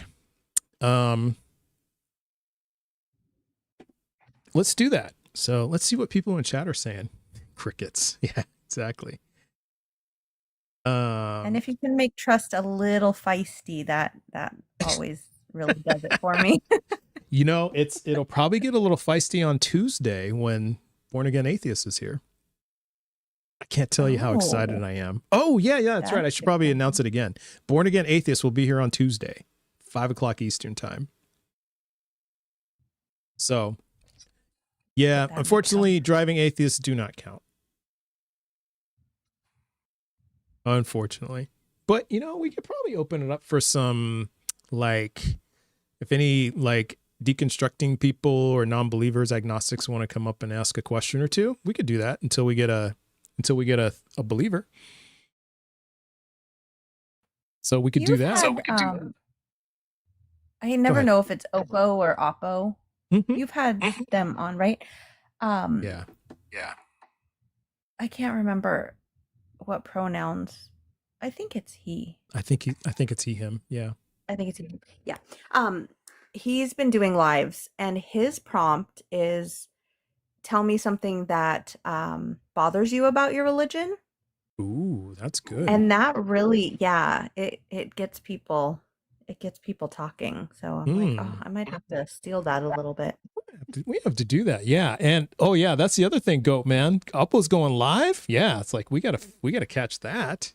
That's pretty awesome. Actually he had my little brother on the live. Because my little brother's still a believer. So he asked him that. So that was real interesting for me to listen to his reasons. Because, you know, we don't really talk about it much. You know, he's still a believer. But he did describe a lot of things that he didn't like about it. Like how people just lump him in with the judgmental people. And interesting. Yeah, but I think, I don't know. Well, this is just me being his sister. I think he's starting to deconstruct, but he's just kind of like, I don't know, it's wishful thinking, but he's just kind of like, well, I just want to stick with it because this is just what we know. But he's not like dogmatic. Like, he's not like, oh, if you don't believe this, you don't go to hell or whatever. So it was just, I just liked Oppo's question because I didn't even know how to approach my brother about it. So I just thought that was a good, like, you know, a good question just to probe into their brain. Like, what do you see the problems in here? Do the contradictions bother you, or lack of evidence, does that bother you? So yeah, it sounds like the deconstruction seed has been planted. That's what it sounds like. Yeah, it has. That's all we need. No, he always gives me. Oh, sorry, go ahead. So I think we're gonna get my little bro, at least one of them. They're twins. Cool. Oh, twins. Yep. Okay. Yep. Okay. Well, that was funny because he's never on TikTok. He just popped up. He's like, "What? My sister's on live." It was nice and random. Yeah. But yeah. Well, that's my boo. That's interesting. Yeah. I would say that. Well, I know a lot. When I was a believer, a lot of things bothered me, and I just, you know, I think me as a Christian, I was really good at just swatting those away. You know, just swatting all that stuff. They start to eat at you at some point. They do. Yeah. They do. Yeah. Because to me, because I used to like pray for like 2 hours a day, and my thing was like, am I wasting my time? Like, could I be? Because I was in college. Like, could I be studying more? Like, sleeping. Good use. Because, you know, I was like kind of Pentecostal for a while, so I'll just be like speaking in tongues and stuff. And I'm like, is this a waste of time? Yeah. So that's what would eat at me, because it took a lot of my time doing it. Yeah. So that's a great question, Noah's Lions. It says, what happens to, conjoined twins if one of them is a Christian and one is not? Do they separate? Yeah, that'd be a heck of a. That's crazy. That's wild. Yeah. You know who came up on my feed is those conjoined twins that married that one guy, and then it ended up, and he wasn't conjoined, but then they ended up the one who married and ended up divorcing him because they figured out that it was like a fetish for him. And I'm like, yeah, I mean, I think I'm not. That's like not shocked at all. Yeah, men do that. They will marry their fetish. Yeah. Okay, Bomali, you're back up here. How's it going, Bomali? I'm doing good, man. How are you? Okay, doing well. You're a little bit muffled. It's a little bit hard to understand you. So maybe, I don't know, make sure your mic's not covered or something like that. We'll see how that works. In my side, I hear you clearly, and the mic is all right on my side. Okay. All right. Let's give it a try. Why did I join you guys, man? It's sound interesting what you're talking about. Yeah. Oh, wait. Hold on. I have one little piece of business. There. Okay.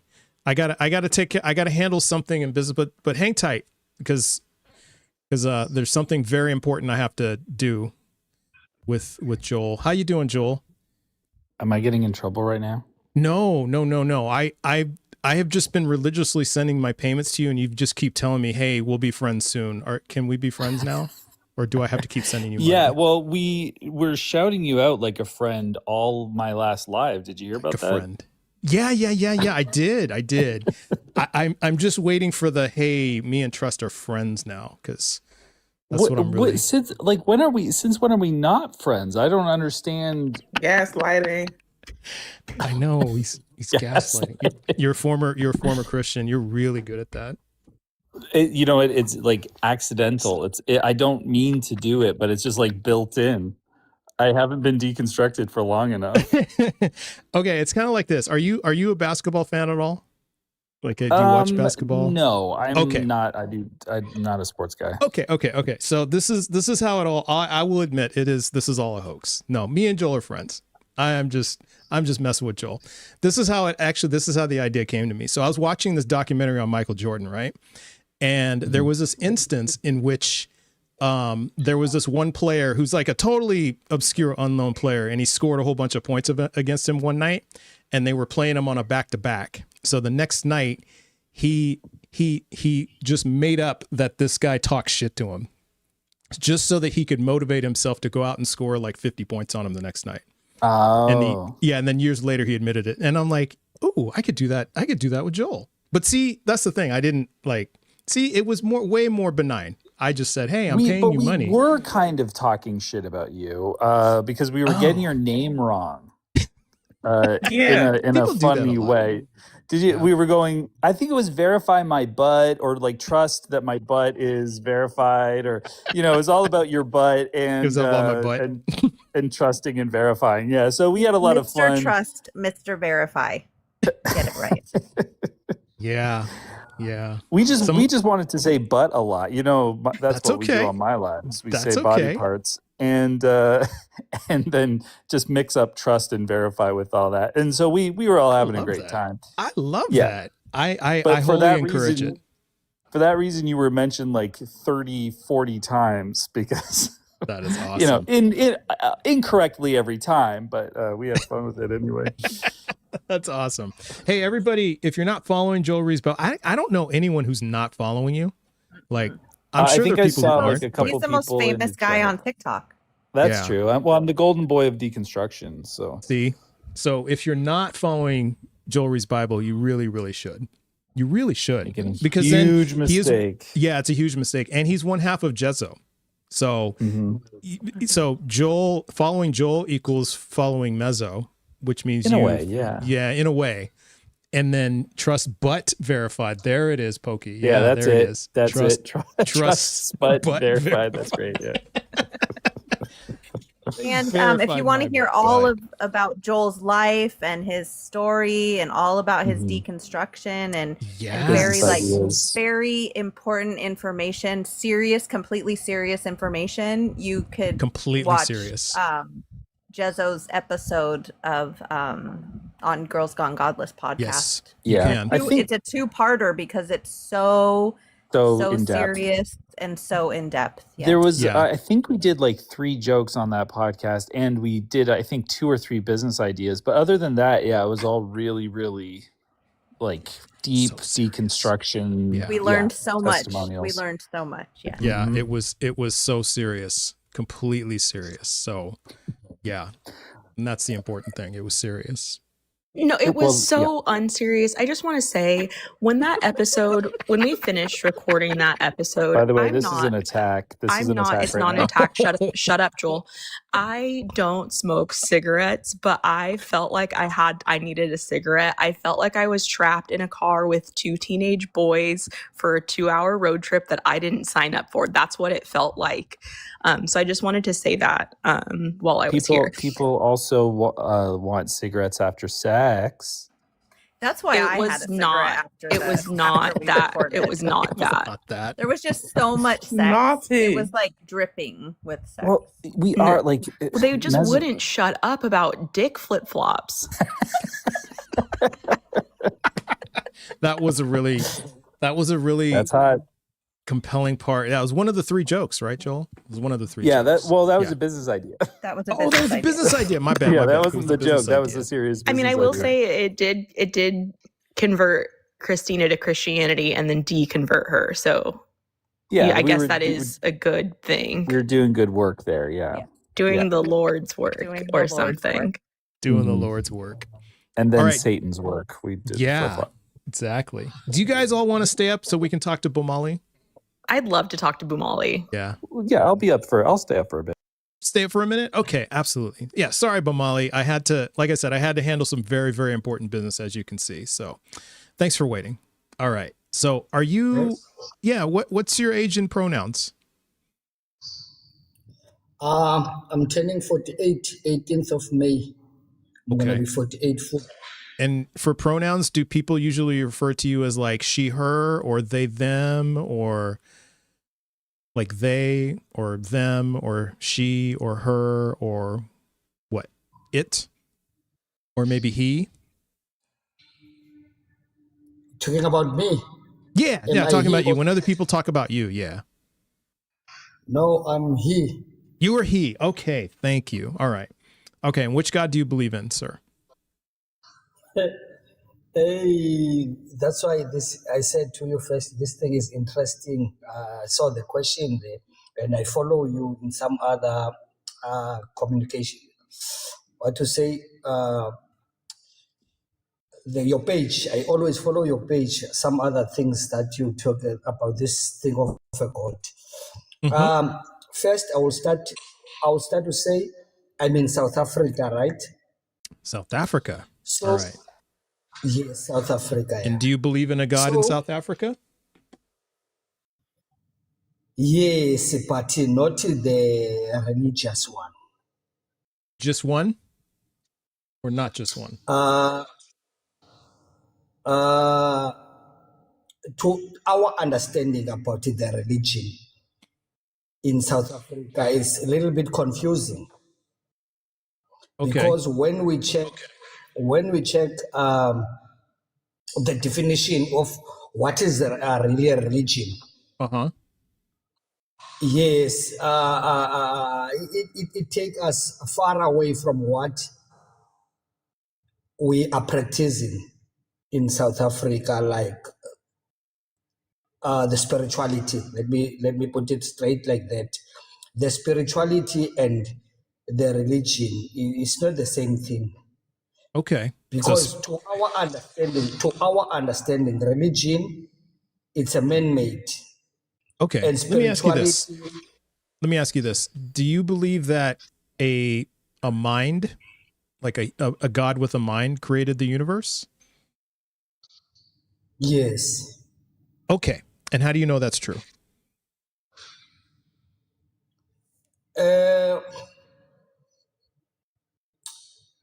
Let me see how to answer this one. Let me see. Yeah. In spirituality. Okay. Which am I aligned with? Because I'm following. Let me do an example about it. The spirituality that I'm talking about. Okay. Here, we don't believe in dreams, but we've got the proof. Dreams is not something that you will make me understand about it. Are you saying dreams? I think you said dreams, right? Like when you sleep, dreams? That kind of dream? When you sleep and then you dream. Okay. Dreams. Gotcha. Yeah. And you said you don't believe in dreams? Like you don't think they're real? No. The dreams are differentiated. They are the dreams that I can relate to. For an example, if now in dreams they will say to me, I mustn't go this way because there is gonna be like a bad thing that might that look, Elliot. Then those things happen. You see, so to me and my spirituality, I'm aligned with it because I can dream about something that is gonna like disturb my way. Okay. And then some other dreams. Well, let me ask you a question, Bomali, because I had a dream last night that that I was sitting on the toilet, but I couldn't do my business, if you know what I mean. Okay. And so did that really happen, or like what do you think that meant? Like I couldn't poop. That to me will I mean is that like spiritual? You're stuck spiritually. Am I stuck spiritually? That's why you currently identify as an atheist, because you're stuck spiritually. I'm stuck spiritually and I can't poop. You can't release. Can't release. Yeah. And to my spiritual beings, there are some other things I might not really understand because I'm not in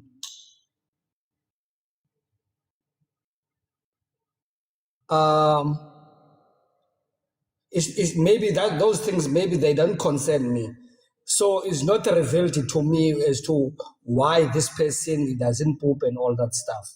Okay.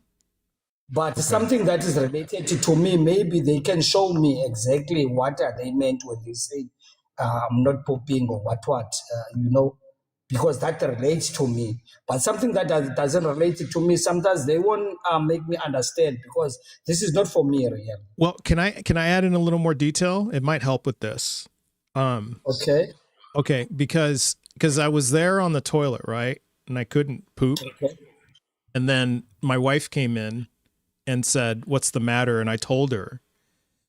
And she said, "Well, that was because you broke all of your sister's Barbie dolls when you were a kid." And then she left. She left. Yeah, she left. She like came into the bathroom and asked why. I like, what's wrong? And I said, I can't poop. And she said, well, you know the reason why, right? And I said, why? And she said, because when you were little, you took the heads of all of your sister's Barbie dolls. And then she left. But how does she know? Because your wife is not your family. You something that you met her when you are 18 or 21. Let me put it like that way. So how does she know other things your? She's talked to my sister. Yeah, they're that close. And Mrs. Trust, Mrs. Verify is all knowing. Okay, let me go back to the dreams. Let me go back to this thing of the dreams. Okay, the dreams that is usual to my understanding. Like if maybe there is like enemies. They want to close my they want to put the obstacles in my spiritual journey. For an example, sometimes there will be a dog that is coming to save me. Yeah. So in our understanding about did the God dog, send the dog to save you? Wait a minute. Maybe this I want to come into is going to answer you. To our understanding about the dog, that dog, it's our, I will put it like our forefathers or somebody who was related to me and now is not longer alive in flesh, but is alive spiritually. The dog is? The dog is spiritual? Yeah. The dog is standing for people who is not alive in flesh now, but now they are alive in spirituality. But those people are related to me. Maybe a grandfather, because because us we believe that the dog is your the dog is your grandfather. grandfather. Is standing. The dog is standing for the grandfather or whoever who was related to my family, but is not still alive now. Okay. In flesh, and but is is the still dog alive in spirituality. Like So the the dog was a dog is- reincarnation Yeah, of your and grandfather. and the dog is standing like on two legs, like Brian from Family Guy. Remember, this is a dream. Ne? We're talking about it. This thing is more spiritually now. Okay, so like a But spiritual on the Brian. dream, is coming like a dog. But in our understanding, when maybe I woke up and maybe tell someone about this, what happened in the dream, then this one will understand, oh, no, that one was standing in your people that is still looking at you in spiritually.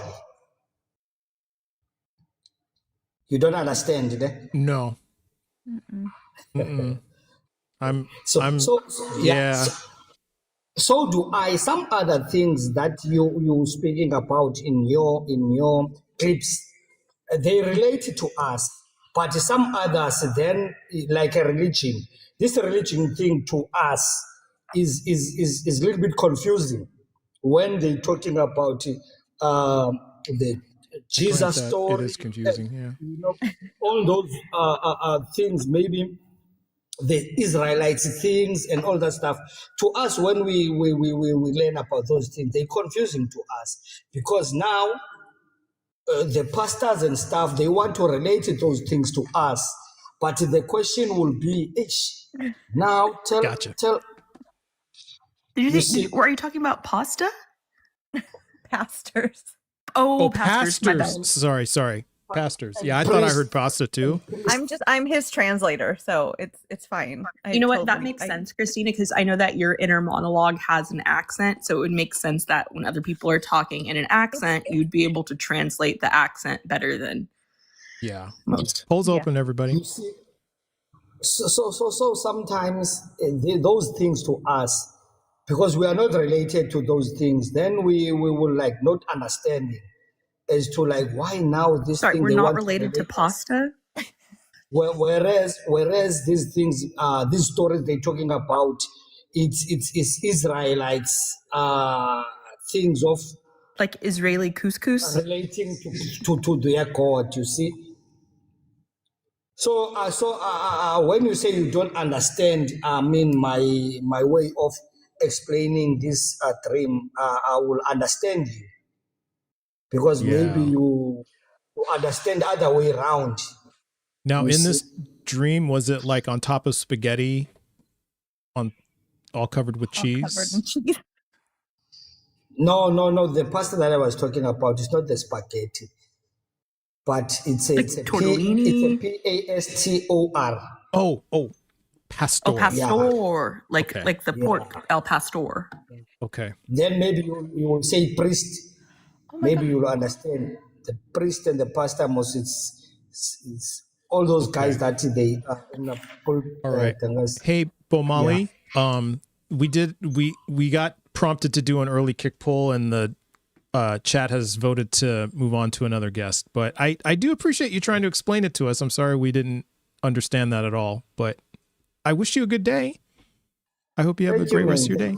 All right. Enjoy your pasta and your dog. I hope your dog is okay. And get rabies vaccinations for your dogs too. That's very important. Yeah, my dogs are okay. Don't forget to spay and neuter your animals. Oh yes. Spay and neuter your pets too. But have a great day, Bomali. Yeah. Aaliyah, did you see that Godless Engineer said that genetically we're 50% banana? Yeah, I hate that fact. Like, I absolutely hate that more than anything. Yeah. Is that? Yeah. But that's kind of like self-hatred, right? That's Like my 50% only area of self-hatred. self-hatred. You're a Yeah. self-hating banana. You're a self-hating Please banana. don't say that about me. Oh, okay. We don't want to. No, we don't want to make Aaliyah sad. No. Fun fact, I'm allergic to bananas, but I love them and I eat them anyway. And one day they will probably unalive me, but I don't. That sounds. That's hate horrible. them. You I hate hate bananas? them. That's an example that I use because like I ask people like, does God hate evil? And they're like, I'm like, well, I hate bananas. And I wouldn't make a banana. So if God hates evil, why does he make evil? Why would he make right? it? Yeah. Like, why would he make it? Oh, I hate you, but I'm gonna make you anyway. Yeah, no, like for me, it's like I hate bananas. So not only would I not make a banana, but I don't want it anywhere near me or my children or whatever, you know? Yeah, I get that. Points were made. Yeah. Like Mrs. Verify hates mayo. And I know if she was a god, she would not make mayo. She would it would not even be a thing. See, that's what I'm saying. Thanks, Ragizi. Yeah. Ragizi. But hey, the good news is I'm Joel's friend now. Yay! Finally. Yeah, finally, I would right? say I'm jealous, but I'm also Joel's friend now. We even had a back and forth discussion about oysters and how much we both hate them. Oh my God, you hate oysters too? Yeah, How it's are we weird. friends? I love bananas. There's I a love lot oysters. of no. It works out in your favor because you get my share of oysters and Yeah. bananas. In the Are world. you allergic to oysters though, Christina? No. Oh, I'm allergic to latex, and so like bananas and avocados and latex, like all those things, like they make my like lips itchy and like my throat itchy. Oh yeah. Well, that's like anaphylactic But territory, not like isn't it? doesn't close. It just Okay, I have to that's go good. like a lot after I Okay, eat so them, and they like so- make my lip kind of itchy. But I power through because Okay. if I had to give up guacamole, I would be so sad. Yeah, I hear that. Mrs. Verify just absolutely loves avocados, so I think if she's listening, she's probably feeling your pain right there. She would be so sad. And then I imagine, okay, so we know if somebody doesn't like you, Christine, I can't imagine who, because I think everybody likes you for good reason. But if somebody were to dislike you, I think a good sign would be if they handed you an avocado wrapped in latex. Right. They said, An like, here, avocado in a have this. condom. Yeah, like avocado in a condom, or like, like a banana in a condom Like or an something avocado like that. dick. Yeah, like, here, have this. Oh, $2 from Not the Bible Jason. Apologies for all the name jokes, good intentions. Oh, no problem. I didn't even see them. So I'm actually kind of sad I didn't see them. So I kind of wish we did. Oh, the Girls Gone Godless. Can I read a quick? I got my brother sent from my dad's nursing home a small thing because my dad was, I had got him hooked on Girls Gone Godless. And before my dad passed away, Aaliyah, Christina, and Noe, my dad appreciated you. And my dad wanted to let you know that he enjoyed your podcast. He enjoyed your truth. He enjoyed your laughter. He enjoyed just you being uplifting and bringing him a smile. That's really kind. That's really kind. That's really And he said, sweet. thank you I very really much. do appreciate that. That's very sweet and definitely Yeah. sending Yeah. you all the love. Yeah. So I got that today. My brother found it in his bag of stuff when they were cleaning stuff out. And I wanted to make sure that I read that to you. It was very, very Oh, meaningful. that's so sweet. So, That is yeah. very sweet. Someone's cutting onions in here. Sorry. Yeah, I know, right? Yeah. My dose of SSRIs is too high to cry, but I would be crying otherwise. I just want to throw that out there. Yeah, I'm with you on that too. Yeah. But that's just so sweet. That is very sweet. Love that. Yeah, that's very sweet. Because before he passed away, he was getting that delirium. And so we were trying to keep his brain engaged. And so we hooked him up with you. We hooked him up with Girls Gone Godless. We hooked him up with Radio Spencer. And even a little bit of Chris the Humanist. Speaking of Chris the Humanist, the most badass motherfucker on the planet. Right? God damn it. Right? Yeah. Excuse me. I don't know about that, but hi, friends. Hello. Well, you should know that Chris the Humanist middle name is motherfucking. Chris the motherfucking Humanist. Facts. Yeah. I mean, see? Yeah. Thanks, Mom. Oh. Wait, that's not fair. Why are they saying that? They said that you said themes that are uncomfortable. I'm not going to remove you. Oh, well, it's the end of my live anyway. It just says it's restricted. No, it was reckless for whatever reason. I don't know why. Yeah. Like, why? I don't understand. Yeah. So for some reason they restricted the live because of something you said, but who cares? It's the end of the live anyway. So don't care. Probably TikTok needs to Chris back up. Motherfucker. Right? That's probably it. Right? Because we called Chris the motherfucking humanist? Is that Yeah. Son of a bitch. Wait, TikTok doesn't like fucking mothers? Apparently not. Then yeah. Then how did we all get here? See? Tangerine that's in the Big White House. circle. It's antinatalist. Exactly. It's antinatalist. And then you have to explain how we all got here. TikTok. Huh? Something Reverse didn't come from Uno. nothing. Right. Something. How can something come from nothing? TikTok. So everybody, these are my friends / mods. Girls Gone Godless, 2/3 of them here. They're awesome. Then they're up here because they're awesome. The rest are up here because they're awesome and they're mods. So yes. So follow them all. And if you have any coins, if you have any W's, if you have any hearts, please be generous and give them all to these folks up here, these fine folks. They're wonderful, beautiful people. And I love having them on my panel, in my lives and all that good stuff. And let's not forget the folks on the other side, Blaster Master 80, Pseudo V Science, Rainbow Ash, on the YouTube side. You guys are awesome. So thank y'all. Thank you. And yes, not the Bible Jason, Chris the motherfucking humanist. There it is. $2. See? There it is. Wow. So there it is. Yes, the best mods on TikTok. Totally agree, Poke. Totally agree. Wait. Weren't you up here a minute ago? I thought I invited you too. Poke's. Oh, wait. Oh, there she is. Okay. So this was a great show today. This was pretty fun. It was a little bit spicy today. You guys heard me get really spicy. I went to Carolina Reaper today. Had to do it. And I'm gonna have to catch up because it was my favorite. That was my favorite moment ever. Yeah, had to go Carolina Reaper on that guy. Had to. And so, speaking of that, Tuesday, remember, on Tuesday, 5 p.m. Eastern Time, Born Again Atheist will be here as my co-host. This is going to be fun. Yes. So we're gonna get some of that Carolina Reaper when she comes and drops by to say hello. Yeah, speaking of badass. Exactly. Yeah, and she is a woman of power. $2 from Not the Bible Jason. YouTube is hotter. We're not going to argue with you. We're not going to argue with you at all. You guys are lovely over there, so I'm not going to argue. Keep pounding, brothers and sisters. Depends who's brothers and sisters, I would say. Depends. Yeah. I will keep pounding my brother-in-law's sister. How about that? Way? Yeah. I'll do that. TMI. Sorry. I don't have to contribute to the jar. That's like all within like matrimonial stuff. So I'm good. Rub it in. I want to deconstruct my 82-year-old mother-in-law so bad, but Noe's like, just let her have it.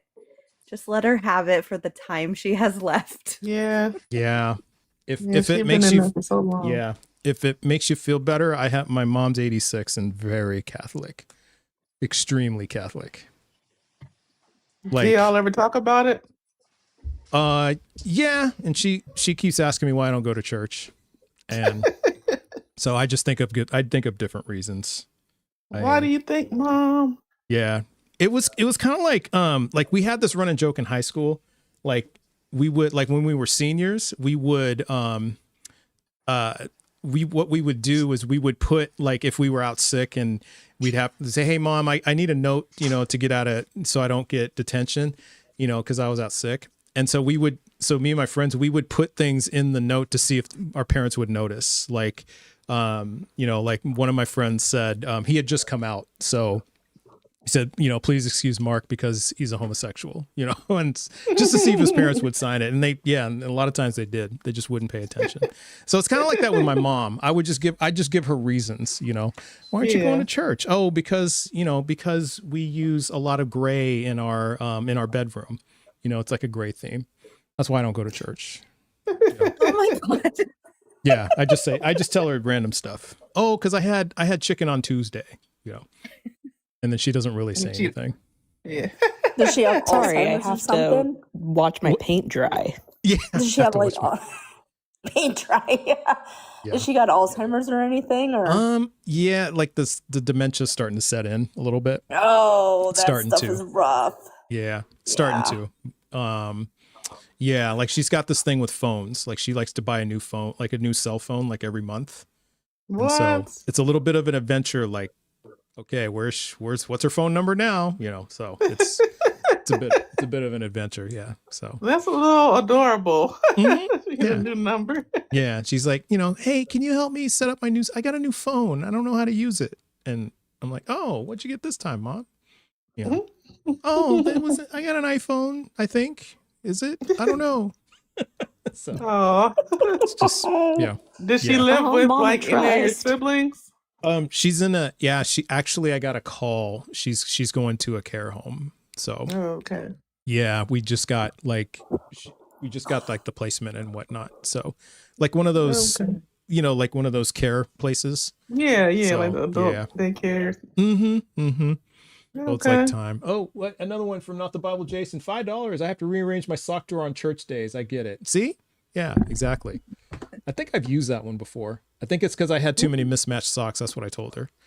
So Oh what no, I'm going to. that's Sundays are the days that I tweeze my Yeah. couch hairs. Like the Yes. I have to get the dog hairs Yes. out of my couch with the tweezers, and I can only do that on Sundays. And it Only takes on all day. Sundays. Yeah. You Yeah, can't do it takes on all day. Saturday. I mean, that doesn't make any No, sense.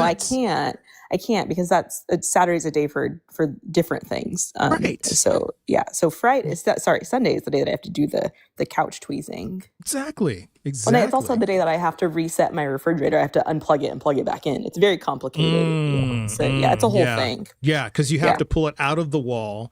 Correct. You have to wait.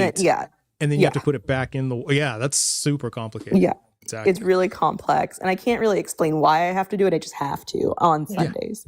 Has to be done. Yeah. See, your plate is full on Sundays. No, it's plate a is so very busy day around here. Very busy day. Yeah. In my mansion where I have to be in different areas for the Wi-Fi.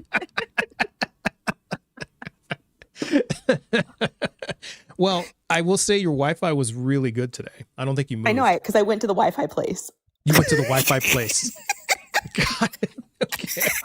Okay. I was like, oh, trust is on. Let me go get by the Wi-Fi. She went to the Wi-Fi wing of her The mansion. Wi-Fi wing. Yeah. Yeah. The Wi-Fi Yeah. wing of the mansion. Yeah. Yeah, the downstairs and in the front. Because if I'm upstairs and in the back, it's over. But if I'm downstairs and in the front, we're good. Oh my God, that's hilarious. Okay, so the raid we're gonna do. I heard that Dr. Elijah is on, and if you guys haven't heard, yeah, he is Dr. Elijah Frazier. So, somebody type it in chat. It's Dr. Elijah with an H Frazier, and he is awesome. He's got a PhD. He's like super smart, former pastor, and is really, really, really, really cool. So he's actually been a co-host on my show a couple times. So if you guys don't know him, yeah, you should go see him. He is awesome. So I'm thinking Very let's go raid. compassionate. Yeah, Dr. Elijah Frazier. There it is. Yeah, I think it's a Z though, but I think that'll come up anyway. It's Frazier with a Z, but that's okay. It should come up. But let's go raid a Dr. Elijah Frazier. And I know he'll love it because he's pretty awesome. There it is, 3 pips. Thank you. And yeah, we'll do our thing. TBV raid. Is today Wednesday? Yeah, today's Wednesday. So Thursday. I will see you all tomorrow on Thursday. Yes. 4:00 Eastern time. That's when I aim to start. Sometimes it's a little later, but that's when I aim to start. And have a great rest of your Wednesday, everybody. Bye. Thanks, Trust. Bye, Thanks, everybody. Trust. Bye. Woo.